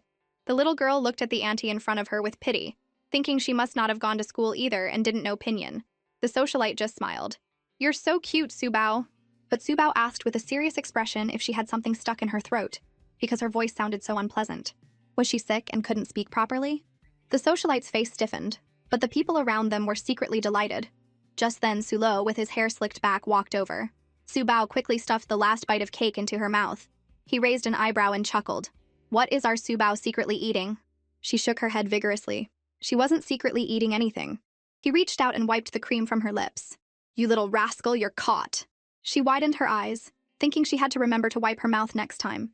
Just then, Zhou subtly moved a little closer to him. She said in a sweet voice that she could get Subao a couple more cakes. He picked up Subao, and while wiping her mouth, said calmly, No need.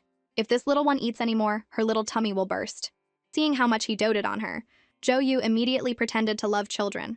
Subao is so cute. Come, let your big sister give you a hug. Auntie, do you have phlegm stuck in your throat? The guests all chuckled at her serious little face. Zhou was about to explain when Siyiran said with a deadpan expression, That's called being pretentious. Sulo glanced at him and then said to Subao, Understand? She nodded vigorously. She understood. Zhou's face turned red and then pale. She tried to explain to Sulo that she wasn't being pretentious, but he didn't even look at her and just walked away with Subao. The people around them teased, Kids say the darndest things. Zhou watched him go, tears streaming down her face. After leaving the venue, Sulo took Subao to the garden behind it. But when he turned around, he saw Siyiran silently following them. He explained that his father had told him to watch over Subao. Sulo clicked his tongue. That was strange. When had the Si family's young master become so obedient? It seemed he had to watch this kid. The three of them sat down on a bench. Suluo asked curiously how she knew there would be auspicious light at 10:18. She rummaged through her bag. I predicted it. She then held up the old turtle. Fourth uncle, watch closely, I'll show you how it's done. Suluo was stunned. The little girl had actually brought the family's old turtle with her. She wasn't worried it would suffocate in her bag. After being tossed, the old turtle spun a few times and then stopped. Sulo quickly asked what she had predicted this time. She held up a finger and told him seriously, You're going to have some romantic luck. Be careful not to get caught by a charming little vixen. He covered his face to hide his laughter. Well, that sounds like trouble. She nodded. It's very, very big trouble. You're going to be in a lot of trouble, fourth uncle. He decided to change the subject and helped her braid her hair. After all, on set, he sometimes had to do his own hair. Her messy hair was transformed into two beautiful fishtail braids. Beautiful, he praised. Thank you, fourth uncle, she giggled happily. Sieran glanced at her. Her eyes were curved like crescent moons. So cute. But Sulo caught him. He really had to watch this kid. Just as he was about to say something, he heard a clicking sound. He was very sensitive to cameras. He quickly spotted a reporter hiding in the shadows. He was over there taking pictures. The reporter, terrified, stammered that the scene had been so striking that he couldn't resist taking a picture for an exclusive. Hearing this, Suluo's fierce gaze softened. The Su family's most beloved little princess. The whole world should know about her. He told the reporter that if he was going to take pictures, he should do it properly. Su Bao was their little princess. Seeing that he wasn't objecting, the reporter's eyes lit up with excitement. He raised his camera and started snapping away at Su Bao, who obediently made a peace sign and said, "Yay!" Sulo sat beside her, watching her smile brightly at the camera. As long as she was happy, that was all that mattered. He wanted her to live a life that everyone would envy. Just then, the sound of high heels approached. "Mr. Su?" Sulo glanced at her, his heart sinking. Could she be the romance Su Bao had just predicted? Jo Yu, of course, saw the reporter and deliberately stepped into the shot. She apologized to Suluo, saying she had misspoken earlier. The reporter, although not sure what was going on, sensed that a photo of them together would be the talk of the town for the next week. "Do you dislike me because of my voice, Mr. Su? But this is really my natural voice. If you don't like it, I'll start vocal training today." Sulo just let out a cold laugh. Su Bao, not understanding, asked Sieran, "Is this what you call haunting?" He nodded. "Auntie, you're really haunting," she said to Jo Yu, using her newly learned phrase. Chu Yu never expected her to just say it out loud. In truth, she knew she was disliked, but she was desperate for the publicity. The time, place, and people were all perfect. Once the photos were released, she would definitely become famous. But the next second, she heard Suluo warn the reporter coldly. "If a single photo from today is published, you can imagine what will happen to the rest." The reporter felt a chill run down his spine. But he wanted to try and negotiate. Could he just publish the photos of Miss Su Bao? This time, Suluo smiled warmly. "That's fine." The reporter immediately understood and looked at Jo Yu strangely. Sulo had no desire to stay any longer. He picked up Su Bao and at the same time ruffled Sieran's hair, leading them away. "Little brother, your hair looks like a bird's nest." Su Bao giggled. Sieran was speechless. The reporter quickly captured the moment. The actor's scandal was a no-go, but he could write about the relationship between the Su and Si families. If the two families really teamed up, the business world in Kyoto would be shaken. The three of them soon returned to the venue and collapsed on a sofa in various poses. Su Bao even added some drama, talking to her little tummy about how her fourth uncle wasn't giving her anything to eat or drink. How pitiful she was. Suluo glanced at her. She was quite the little actress. As Su Bao was lounging on the sofa, someone came up to her and asked her to predict when their daughter-in-law would give birth. Another person directly asked her to predict when she would become rich overnight. After a quick divination, Su Bao told the old woman that her grandson would be born in 3 days. But the old woman frowned and scolded her for talking nonsense. Her daughter-in-law was still 2 months away from her due date. She then turned and left, complaining that Su Bao had no real ability. How could she be off by 2 months? Unless her son wasn't the father. After she left, Su Bao, looking confused, asked the other person what rich meant. The woman looked at Su Yichen with admiration and said she just wanted to be richer than him. But Su Bao told her with a serious expression, "In your dreams, you can have anything." Unsurprisingly, the woman had the same reaction as the old woman and was very unhappy with their prediction. Su Bao was full of questions. Why had they all left in a huff? Then she heard her fourth uncle say that their behavior was a form of modern superstition. Sieran explained to her that when people have nightmares, they wake up and comfort themselves by saying that dreams are the opposite of reality. If they have a good dream, they think they'll have good luck. A twitching left eye means wealth, while a twitching right eye means disaster. Things like that were called modern superstition. After he finished, he realized she was staring at him. Then he heard her praise him for being so amazing that this was the most he had ever spoken. He shyly turned his head. He had thought she was praising him for knowing so much. Suluo watched the two little ones with a half smile. After the ceremony was over, Su Bao, full from all the food, fell asleep in Suluo's arms. The three of them stood at the entrance of the venue, watching the Su family's car drive away. Sieran thought to himself that the next time they met, he would bring her 2 candies. 2 because she liked them, but not 1 more because he was worried about her getting cavities. After seeing Sia's car leave, Tang Tiantian, the owner of Tang Dynasty Grandeur, finally relaxed. He had heard today that Su Bao had saved Sieran. He wondered if Su Bao could cure his own mother's illness. As he walked, he instructed his assistant that from now on, whenever Miss Su came, they didn't need to report it. They should just invite the best pastry chef in the city to make cakes on the spot. Then he thought, they should just write down all the flavors Subao didn't like, and all the things she did like in the employee handbook. The assistant wondered if he was serious.